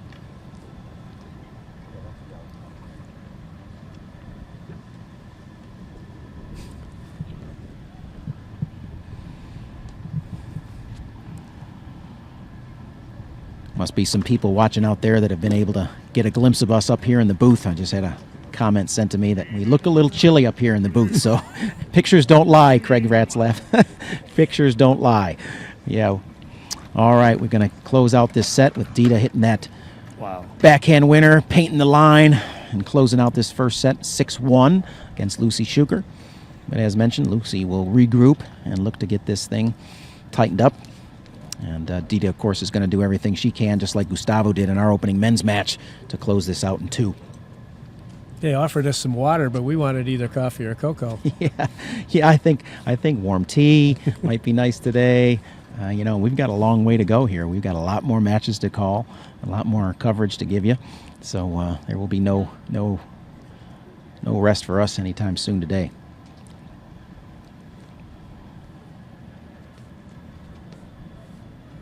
So living in Lakeland, are you a pretty big Tiger fan?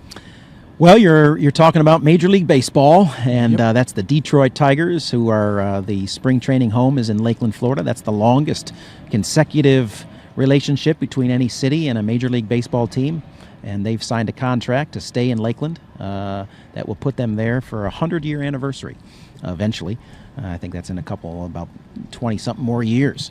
But the city of Lakeland is really honored to have the Detroit Tigers train there.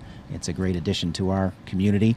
I've got a good friend who is the head trainer for the Detroit Tigers, Kevin Rand, and so I have great affinity for the Detroit Tigers, although I must admit I am a Boston Red Sox fan. So for this year, if you're a Major League Baseball fan, you know that the Red Sox won the World Series, and so I'm a happy camper.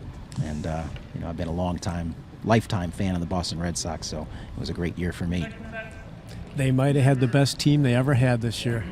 Yeah, it really was, for those who follow the sport, it was a remarkable year. They were the best team in the regular season over the 162-game schedule, and then just had an incredible roll through the playoffs, through the New York Yankees, Houston Astros, and Los Angeles Dodgers, and culminated with another World Series victory. And Lucy Schuker kicking off the second set with a nice serve.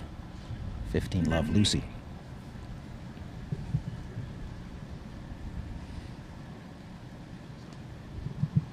I would only bore our viewers and listeners with talking about the Boston Red Sox, Mark. So, but thanks for bringing that up. I appreciate you mentioning that. Give me a little chance to talk about my team. Well, I bored him with the Detroit Tigers. Yeah.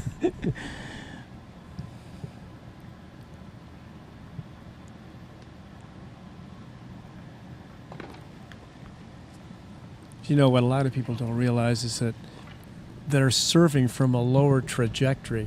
So a lot of that snapping has to be done with the wrist as you're hitting up and out to clear that net. And then Lucy's even moving her chair a little bit. Yeah, she's got some players you'll see will not use their toss hand to stabilize themselves during their serve motion, like Dita will not. When you see her go up with her toss hand, she'll stay long and tall with that toss hand. But Lucy's got some balance issues that she deals with that requires her to bring that toss hand back down onto the chair to create kind of a stabilizing position for her because of some balance issues that she deals with. And so as we watch this serve, you'll see her bring that toss hand down, create that balance position, and then have that hand on the wheel to get moving as quickly as she can.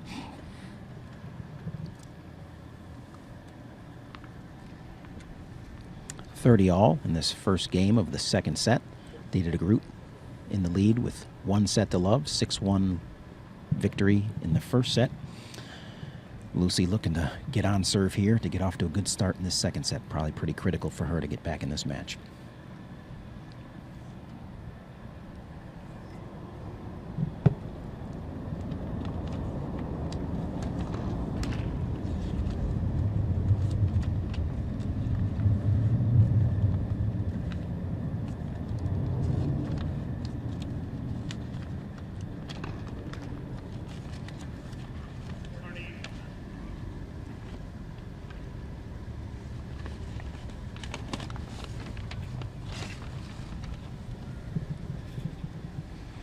Dita with an early 40-30 lead here. She would like to establish herself with the first game, keep the momentum.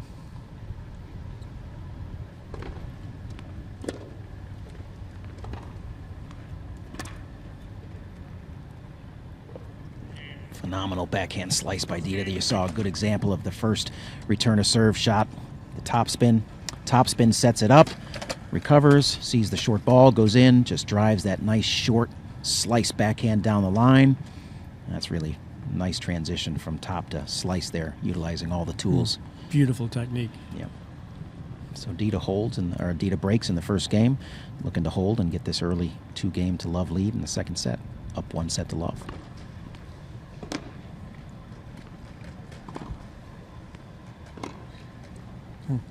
Now, Paul, what about sponsoring on this tour? Yeah, there's a lot of players that have various sponsors, and so you have racket sponsors, clothing sponsors, chair sponsors.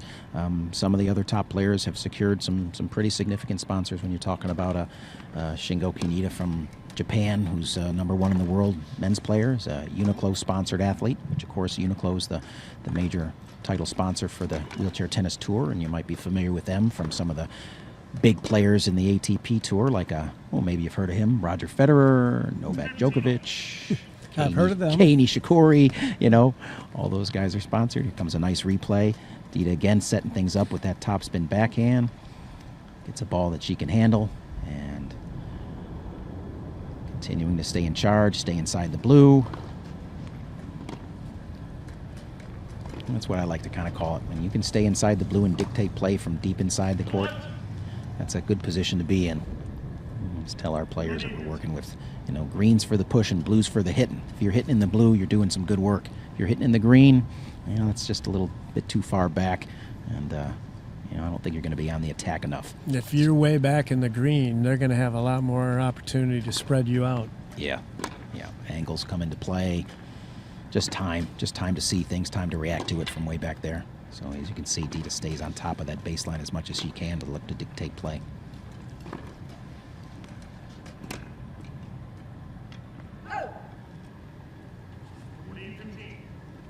And again, Dita really hasn't struggled on her serve. That's been the biggest thing where Lucy hasn't been able to get a good read on Dita's serve yet today. Most of the service games for Dita have been pretty fundamentally easy for her so far. You're right. She really holds her left arm up extra long, doesn't she? Mm-hmm. She doesn't have that balance issue? No, she doesn't. So as somebody who's fully functioning, got the one leg that she has a problem with, but everything else is bearing weight, and she's got full core, and just really uses her entire body to kind of help maneuver that chair, and also incorporate into all her strokes. Whereas Lucy, as somebody who's got a little bit more literally paralysis, is dealing with some bigger issues. She has to kind of use the waist belt to kind of keep her balanced in the chair, just sitting in a different position. You can see Dita sitting pretty flat there, sits a little higher. That aids in her stroke. Lucy sitting a little lower, only again because of balance issues. But for the level that Lucy's injured at, it's really a remarkable ability for her to compete with some of these other gals who have a lot more function. Were a lot of these players injured from having a regular life, or were they born with these problems? You've got a good mix on the tour of players that were born with some sort of physical disability and have just adapted their entire life that way. And then you've got some others that have suffered sometimes traumatic injuries that have forced them to kind of utilize a wheelchair to incorporate that into their mainstream of life, and then have said, all right, now I've got to adapt my life, having lived as an able-bodied person for X amount of years, and so now I'm changing. That's my situation. 30 years running and jumping, doing all sorts of things, and injured, and then life changes a little bit for you, but life goes on. Life is good, and I think most of these players have taken that outlook, obviously, and I think many of them will attest and say that they wouldn't change it if they had to go back and do it all over again. Who was a famous American player that had the ski accident? Well, you're talking about Brad Parks. You're talking about the Babe father Ruth, of the sport. Yeah. You're talking about the guy. Yeah, certainly we owe a debt of gratitude to Brad Parks and Wendy Parks, his wife, who was so instrumental back in the days when this sport literally was founded back in the mid to late 70s, when Brad was about 19 years old and was injured in a skiing accident, and decided, you know what, life goes on, so what do I do next? Well, I invent a sport, essentially, is what he did. He did. I invented a sport. Has Brad been here at the campus? He has, and he was going to come in, I thought, for this event, but I think he had a conflict. He's always being asked to be involved in one thing or another. He had a conflict with an event that was taking place, I think, out in California, so I think the Coast to Coast was not going to be available for him. But we'll have Brad here in the future, for sure. We love having him at any event. I want to meet that legend. Yeah, he's a great guy, phenomenal man, great family, a couple of beautiful daughters, and still an avid skier to this day. Still gets on the just everywhere around the world he skis, and I think he still has a passion for that sport, probably being his first and foremost sport that he loved. But we see Dita with a 40-15 lead on Lucy, looking to go to extend to 3-0. Just covering a little bit of history of the game right there, Mark. That's Thanks good. for bringing that up. That's good. Yeah, we like to talk about that and not forget about where things came from. The blood, sweat, and tears that went into this sport in the early years. People like Brad Parks and Randy Snow and just so many others that we could name.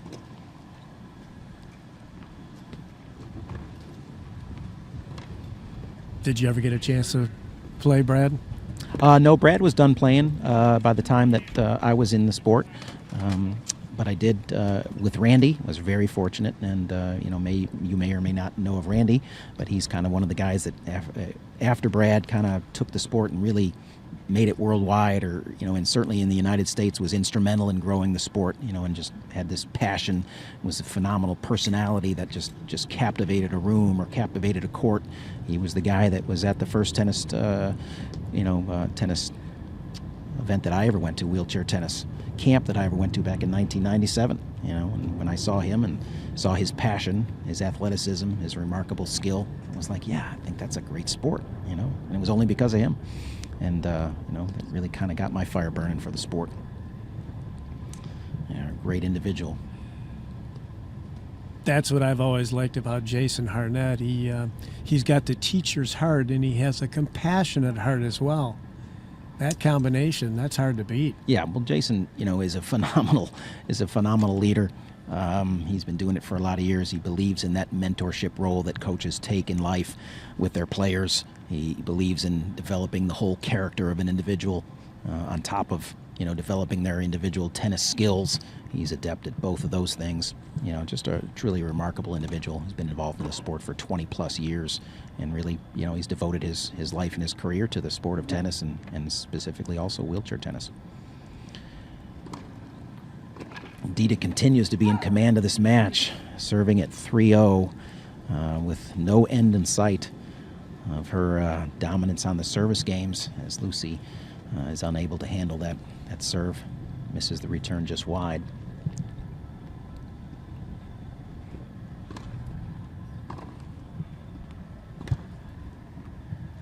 I saw Jason Harnett in New York and did a presentation, and he showed how to move in the chair and everything. And about a week ago, I asked him, I said, "Hey, Jason, how would you do in this tournament?" He shook his head. He said, "No way."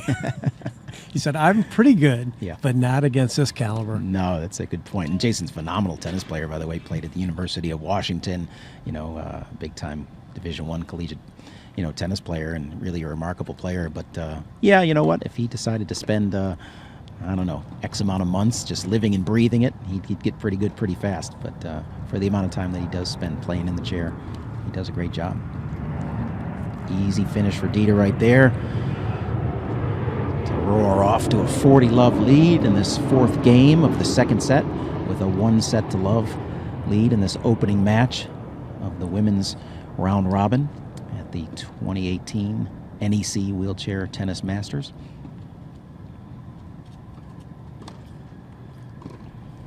Got a nice serve into the body there on Lucy. Couldn't fight it off.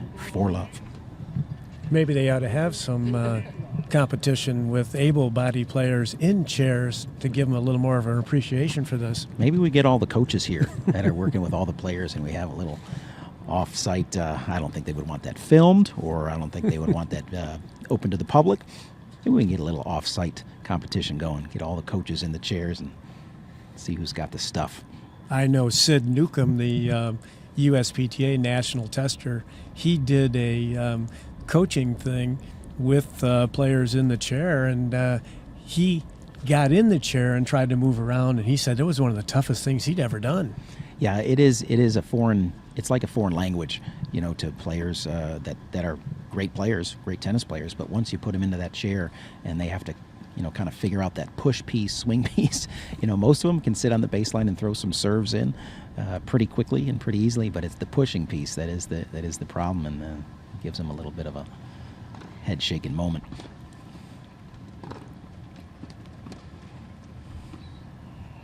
That's just too good by Dita right there. Just great defensive skills. Lucy made a commitment into the net. She thought she had her stretched out. She did. You saw her shake her head there, didn't you? Yep. It's a good example of Dita there, where the chair is just constantly in motion, keeps that momentum. Once it's moving, it stays moving.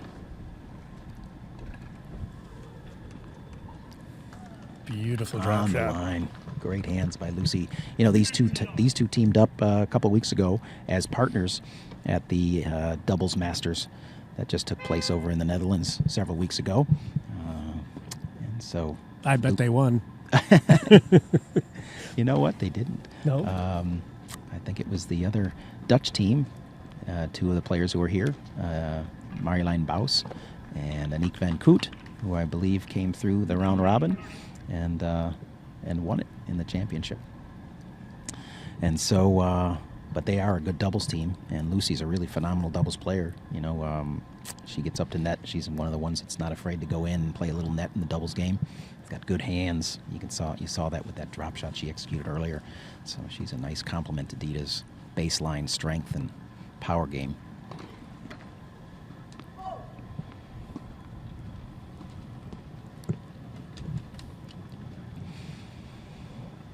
As we get deeper into this match here, as Lucy double faults and is a little frustrated. I'm looking at the career head-to-heads. You've got Dita career 7-4 over Lucy, and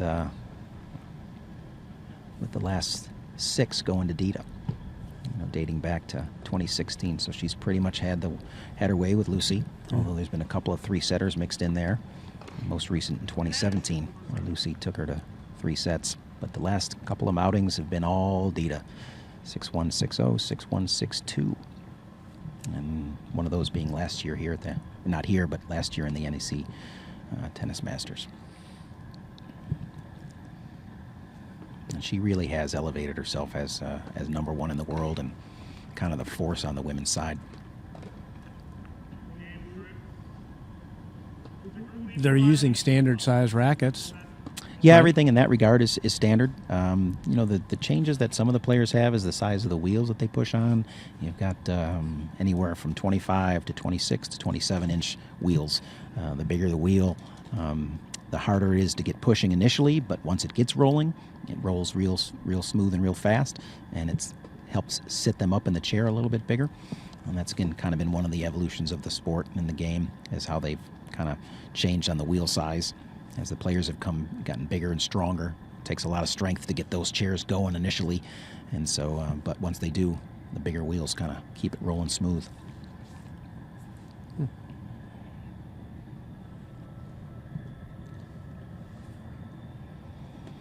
Those chairs, they cost anywhere from $3,000 up, huh?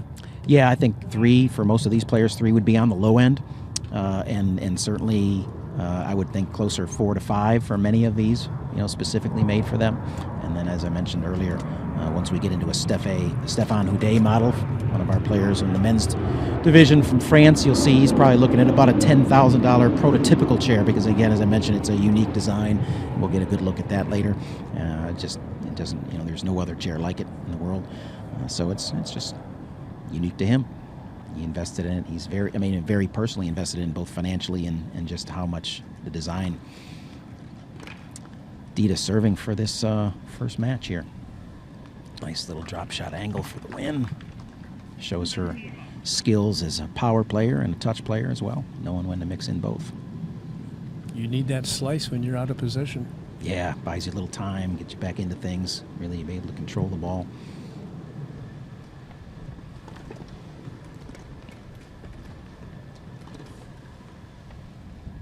Nice forehand winner. Yeah, Dita's pretty much in full command here at 30 love, 6-1, 5-0. Tough opening round for Lucy. You see her kind of shaking her head a little bit as I look over at her there, saying, hey, I don't know how much I can do with Dita on a day like today. And sometimes you have those matches.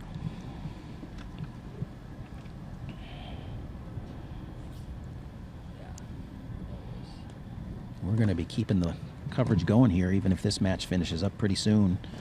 With the way it's looking at May, I don't want to get ahead of ourselves.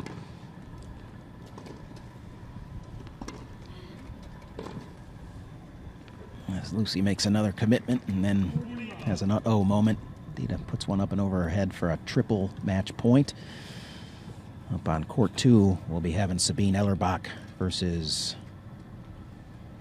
Giuliana Capocci, a first-time participant in this event from Italy. I'm glad you're pronouncing all those names. I just had written down the initials. I had to think through it for a second there. I was looking at the GC. There's the match. And there's the match.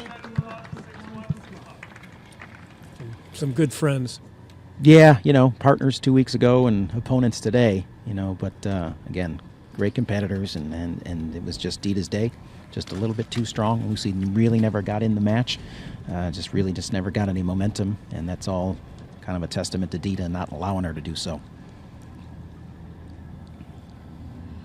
Sports, it's all about momentum. It is. Get it and keep it when you can. And in this sport, it changes quickly.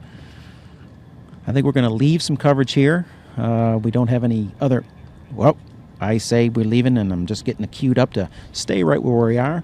So we're not going anywhere. We are going to be covering throughout the day. We've got more matches coming up. We've got 2 courts running. Second match on court 2 hasn't begun yet. We'll be getting to it pretty soon, as we just finished up the...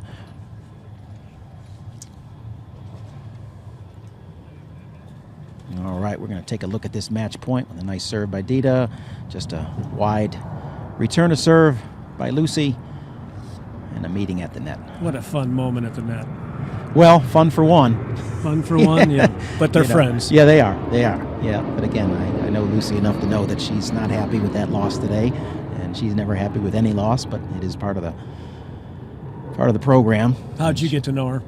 Just being on tour, over the years and coaching against her, with many of our U.S. players competing against her over the years. She's just a great young lady, and she's got, in classic Brit fashion, got great wit and great personality. So, like I said, I'm always a big fan of Lucy's. She's a great competitor, great gal.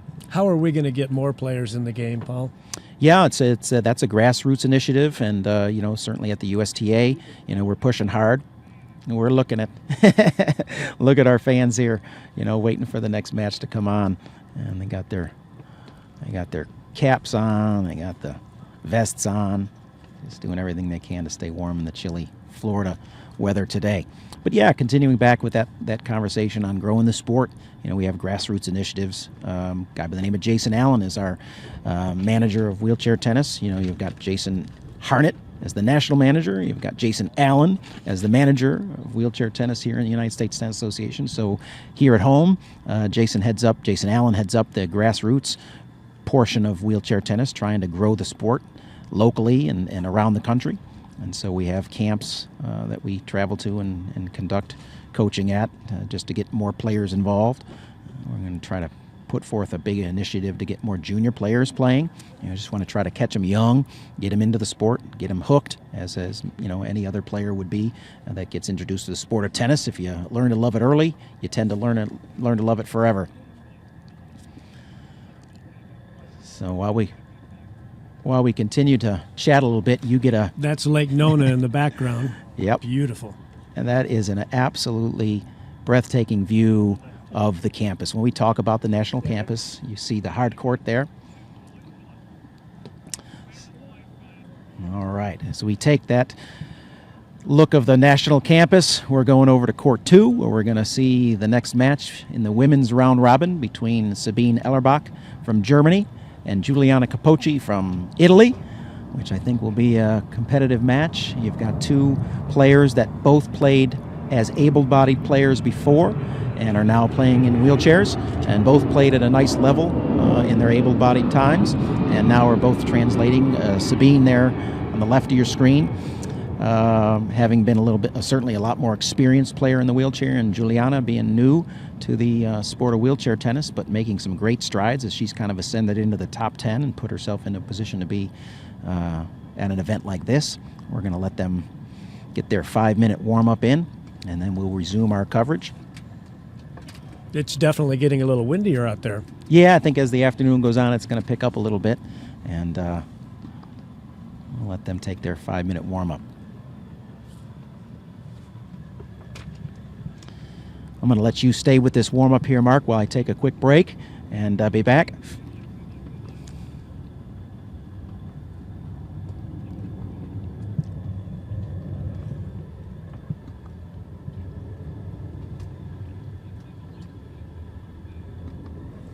Hey, let's take a look at Mackenzie Soldan, who trains here at the United States Tennis Association National Campus. In Michigan when I was probably 9 years old. I played in a wheelchair tennis clinic. I really liked it. I was good at it, and then from there I started having lessons with one of the pros, and then the rest is history. Making the 2012 London Paralympic Games, thinking back to where I started with my career and then to that moment where I was then representing the United States of America, I think it's just hard to describe. One point that I remember very clearly is from last year's World Team Cup. I was playing doubles with Dana Matthewson. They hit a drop shot and I pushed really hard. I got it back over, and then my chair slammed into the fence and it actually got stuck for the rest of the point. My most dangerous shot when it works is the drop shot, when my opponent's a little off balance or pushing backwards. I like to use the little dropper, and I see them trying to push for it and they just don't make it. It's a good feeling.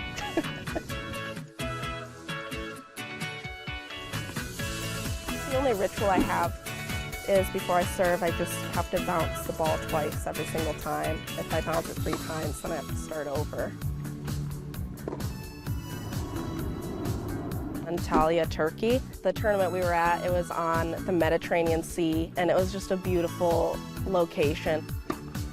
Definitely in Italy, we went to this little restaurant. They had mozzarella cheese, and it's the best cheese I've ever had in my life. I still dream about it to this day. If I can't find anything else new, is Parks and Recreation. Without fail, I laugh every single time, even though I've seen the episodes multiple times. I'll say the upside down smiley face. It's happy because I'm happy to be out there, but I'm also competitive out there, so it's a little mysterious. I think that would be the one. My parents, they've always led me on the right path and always supported me and also showed me how to work hard for something. Anything by Beyonce, anything by Rihanna. Rihanna's probably one of my go-to artists. My favorite song is Dilemma by Nelly featuring Kelly Rowland. It's just iconic. Kids just starting out in tennis, I would just say to keep at it. Tennis can be really rewarding, whether you're doing it just for fun or you can take it to the next level and be an elite athlete. So I would just say keep going after it if that's something that you want to do.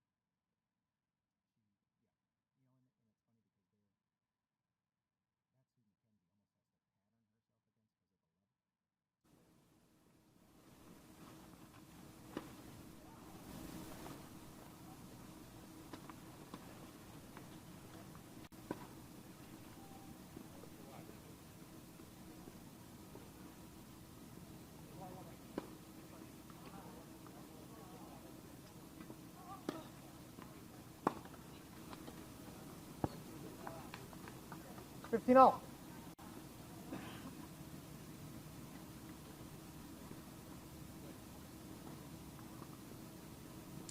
All right, we're back live at our coverage of the NEC Singles Masters here in Lake Nona, the USTA National Campus. We're into our third match of the day out on court number 2. We have Sabine Ellerbach and Juliana Capocci, and we see that Ellerbach has opened up a 1-love lead in the first game of this round-robin women's match. I'm still here, Paul Walker, joined with Mark Jelena from the University of Central Florida. And Mark, love having you here in the booth. You know, I mean, if you lean over close to me, it kind of helps me stay warm. But, boy, it's been great having you here with us this morning. I know you're going to take off in a little while, but what a joy to have you. So thanks so much for being with us. I'm learning a lot, Paul. It's good to be here with an expert like you. Well, I think you're an expert in your field as well. We all have our little areas of expertise, and certainly I think you're at the University of Central Florida for a reason. They've got you over there involved in their professional tennis management program, and so I think they're lucky to have you. I know with your wealth of tennis knowledge and background, I think it's a great fit. So again, I want to thank you for spending time with me here on the coverage. Thank you. Now, these girls have a little bit of a tennis background. Yeah, you know, I was looking at both of the bios for these girls, who I know, certainly Sabine a little bit more than Juliana, who's a little bit newer to the sport of wheelchair tennis, but both are former players that played outside of the tennis chair or outside of the wheelchair and developed their initial playing styles as able-bodied players. Because of some injuries or some things that happened to them in life, they now play wheelchair tennis and have adapted that and adapted their games to the wheelchair. And so you're going to see some able-bodied tactics from these two players, in particular Juliana, who's not pictured there. That's Sabine Ellerbach from Germany, right there, former #1 in the world, who's competing now for about 10 years on the wheelchair tour. Juliana only maybe competing for about 2 to 3 years on the tour. And so she's making a nice rise as she's, again, ascended into the top 10. To put herself into eligibility to come to a prestigious event like this. This is her first time at the NEC Masters, and we'll see how this rookie performs. Strong, powerful player. Just don't know if experience-wise she's going to be able to handle Sabine's experience, but we'll see. We'll see how it plays out early on, down 2-love.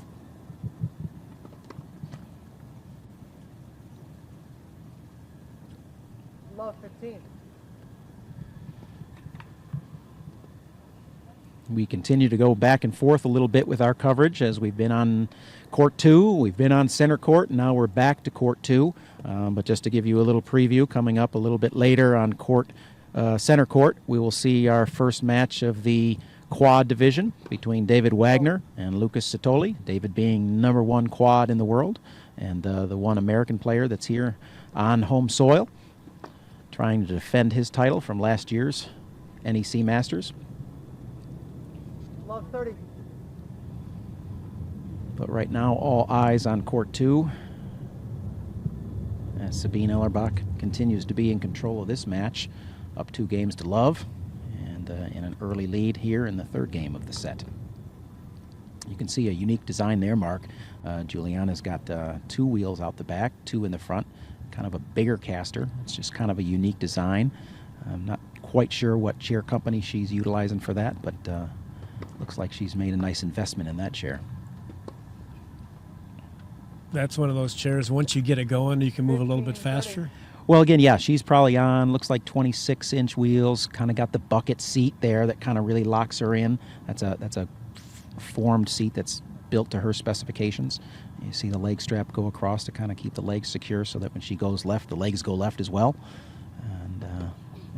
But it's just a unique setup with the front wheels, different caster setup. Sabine a little bit more of a classic chair. 15-40. As you see Sabine kind of maneuver Juliana out of position there and get that sliced backhand over to the wheels, which made it tough for her to volley from.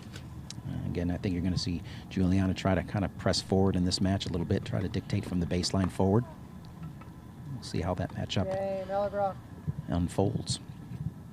Ellerbach leads 3 games to love. So far, it's unfolding in favor of Sabine Ellerbach as she goes out to the changeover up 3 games to love.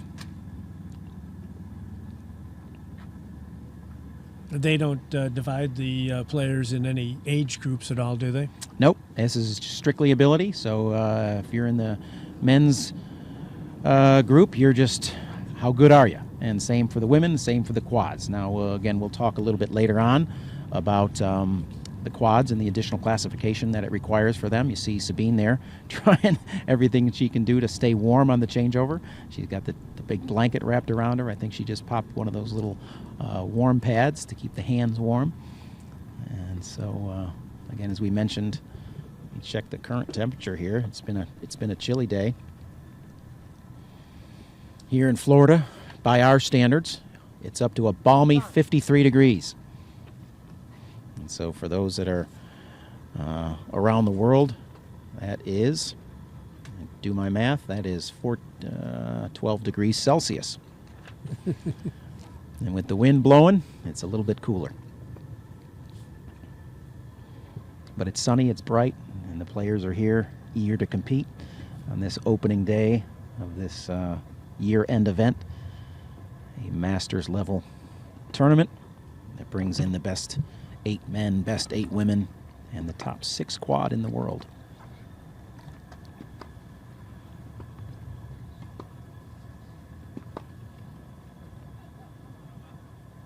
Nice forehand by Juliana there. You see the little fist pump. I like to see that from players, trying to balance out that negative body language that they sometimes bring to the court when they don't do well with some positive energy. Good for her. She's still going to try to claw her way into this match.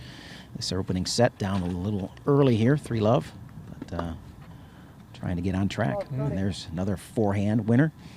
And you see the fist pump again, so she's got her game plan, and mainly her game plan revolves around that forehand. You're going to see a lot of maneuvering by her to get that forehand, which I think is her most productive weapon.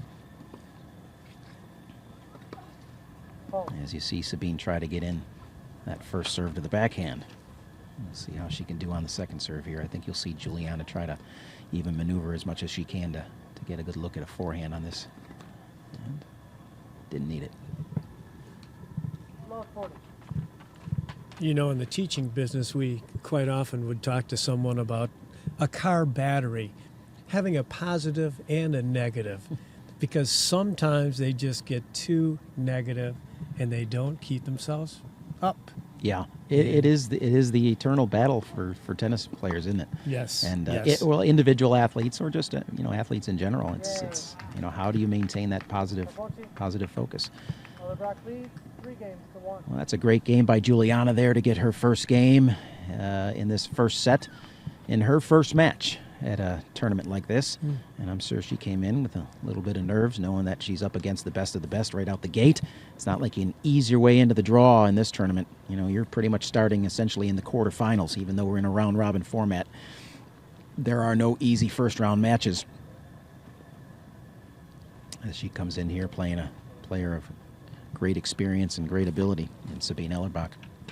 Maybe she thinks she's going to have to come in a little bit. She hit a couple of winners that game, too. Yeah, I'm sure she's feeling it out, getting a feel for the conditions here today, which was, we've mentioned, are a little bit out of the ordinary. It's cool, it's breezy. And so she's trying to kind of find her way in this match. If she could get a service hold here, that would be huge.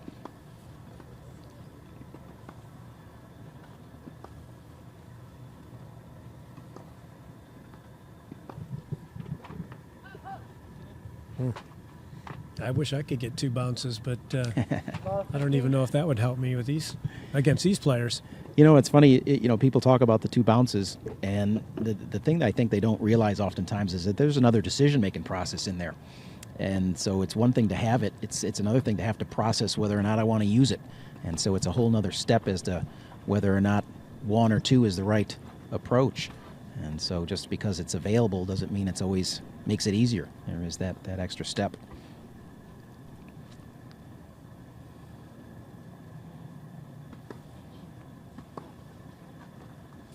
You see a nice return there by Sabine on the second serve. Kind of rolled that into her forehand and made quick work of it with that shot down the line.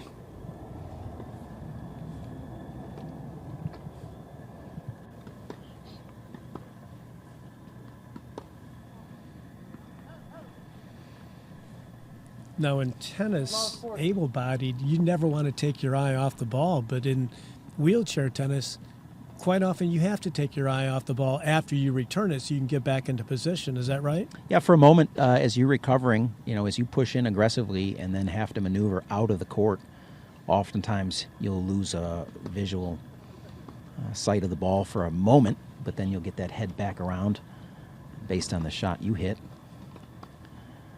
Kind of have a good sense of where things are coming from. But there is that moment. It is unique, and it's a skill that these players have all developed. These two have great slice backhands.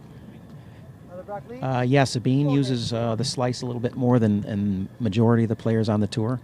Juliana coming in as a new player is probably trying to develop that topspin, but probably having come from an able-bodied game, she probably was a little bit more accustomed to the slice backhand. Again, we mentioned both of these players played able-bodied tennis, so that slice backhand would have been something that would have been, a natural part of their games prior to coming into playing wheelchair tennis. And so now they're kind of trying to adapt a little bit more, continuing to use their slice that they have developed over the years, but add probably that topspin backhand that's kind of become so mainstream in the game.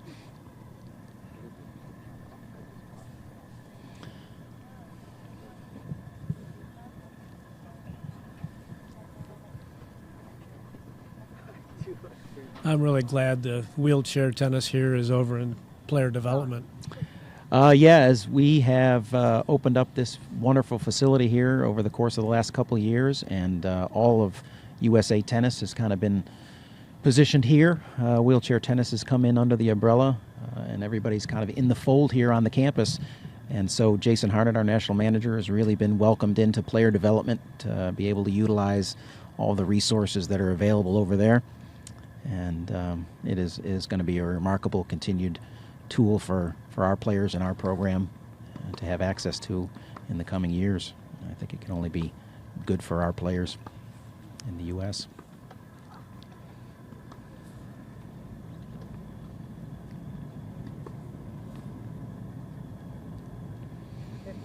See Julia trying to continue to hit that topspin backhand, and Sabine continuing to try to attack that backhand, knowing that the forehand of Capocci is the weapon.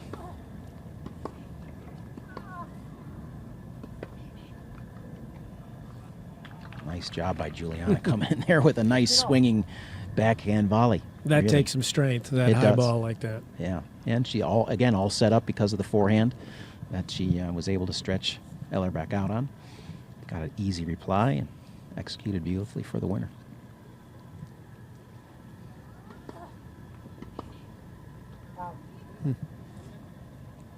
So a lot of the players, their main strings, their vertical strings, I think they string them a little tighter, and then their cross strings, their horizontals, a little bit looser. Is that to get a little more spin? Yeah, I mean that's that kind of always that balance that you're looking for, right? That power and control balance.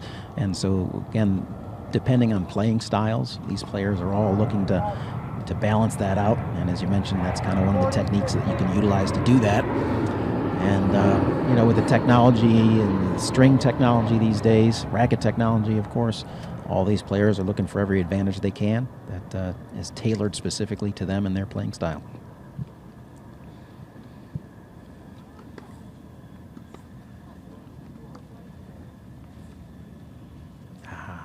Nicely done by Sabine. Looks to me that she's content to just continue to put balls in play a rather conservative playing style, knowing that Julia's explosive, but possibly a little bit erratic. And again, with conditions, that plays into a more consistent player's game plan. I'm going to have to talk to Sabine. That's the exact same racket I used. Nice pure drive. So that's become one of the popular rackets in the game, hasn't it? Yes.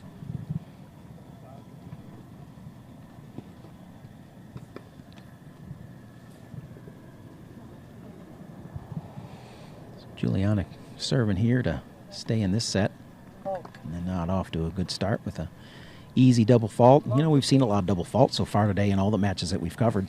And I just think it's the conditions. They're making it tough for these players to kind of figure it out. It's windy. It's pretty windy. She's serving with the wind right now, trying to gauge how much spin to put on the ball.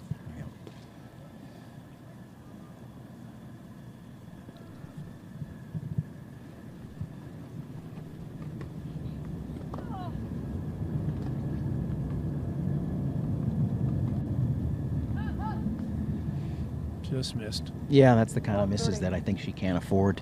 You know, Sabine just kind of fought that good serve off, said, all right, you know, I can't do much with it, but at least it's in play. And Juliana's going to have to make some better decisions there. Those unforced errors are going to start stacking up on her. Wow.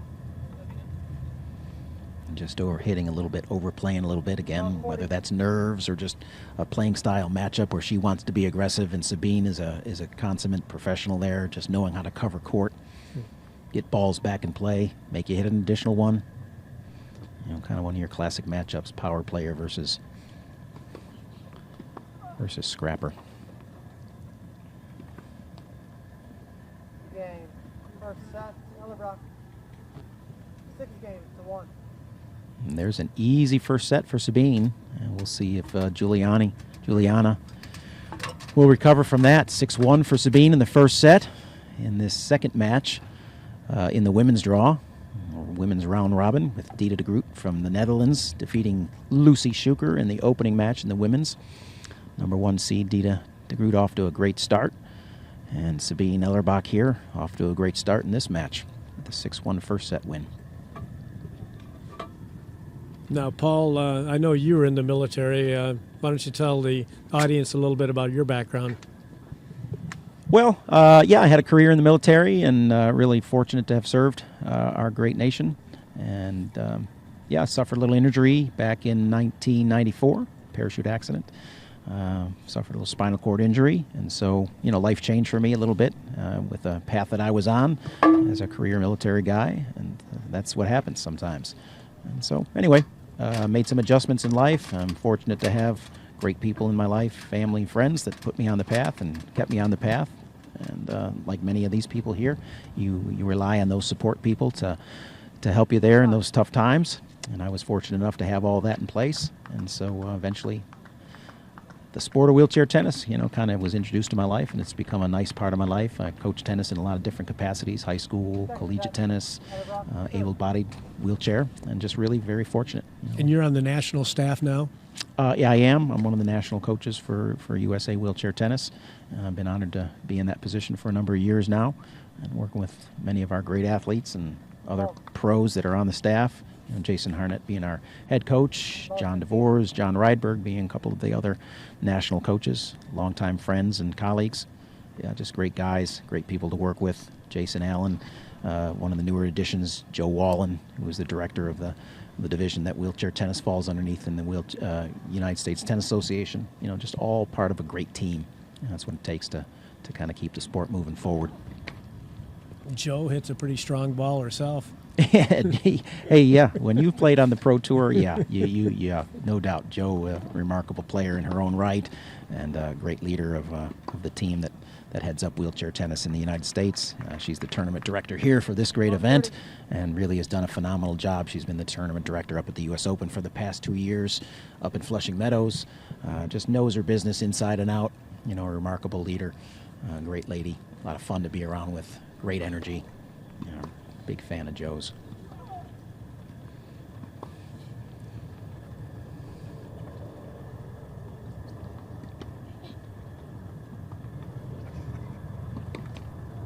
Oh, that's just driving Juliana crazy.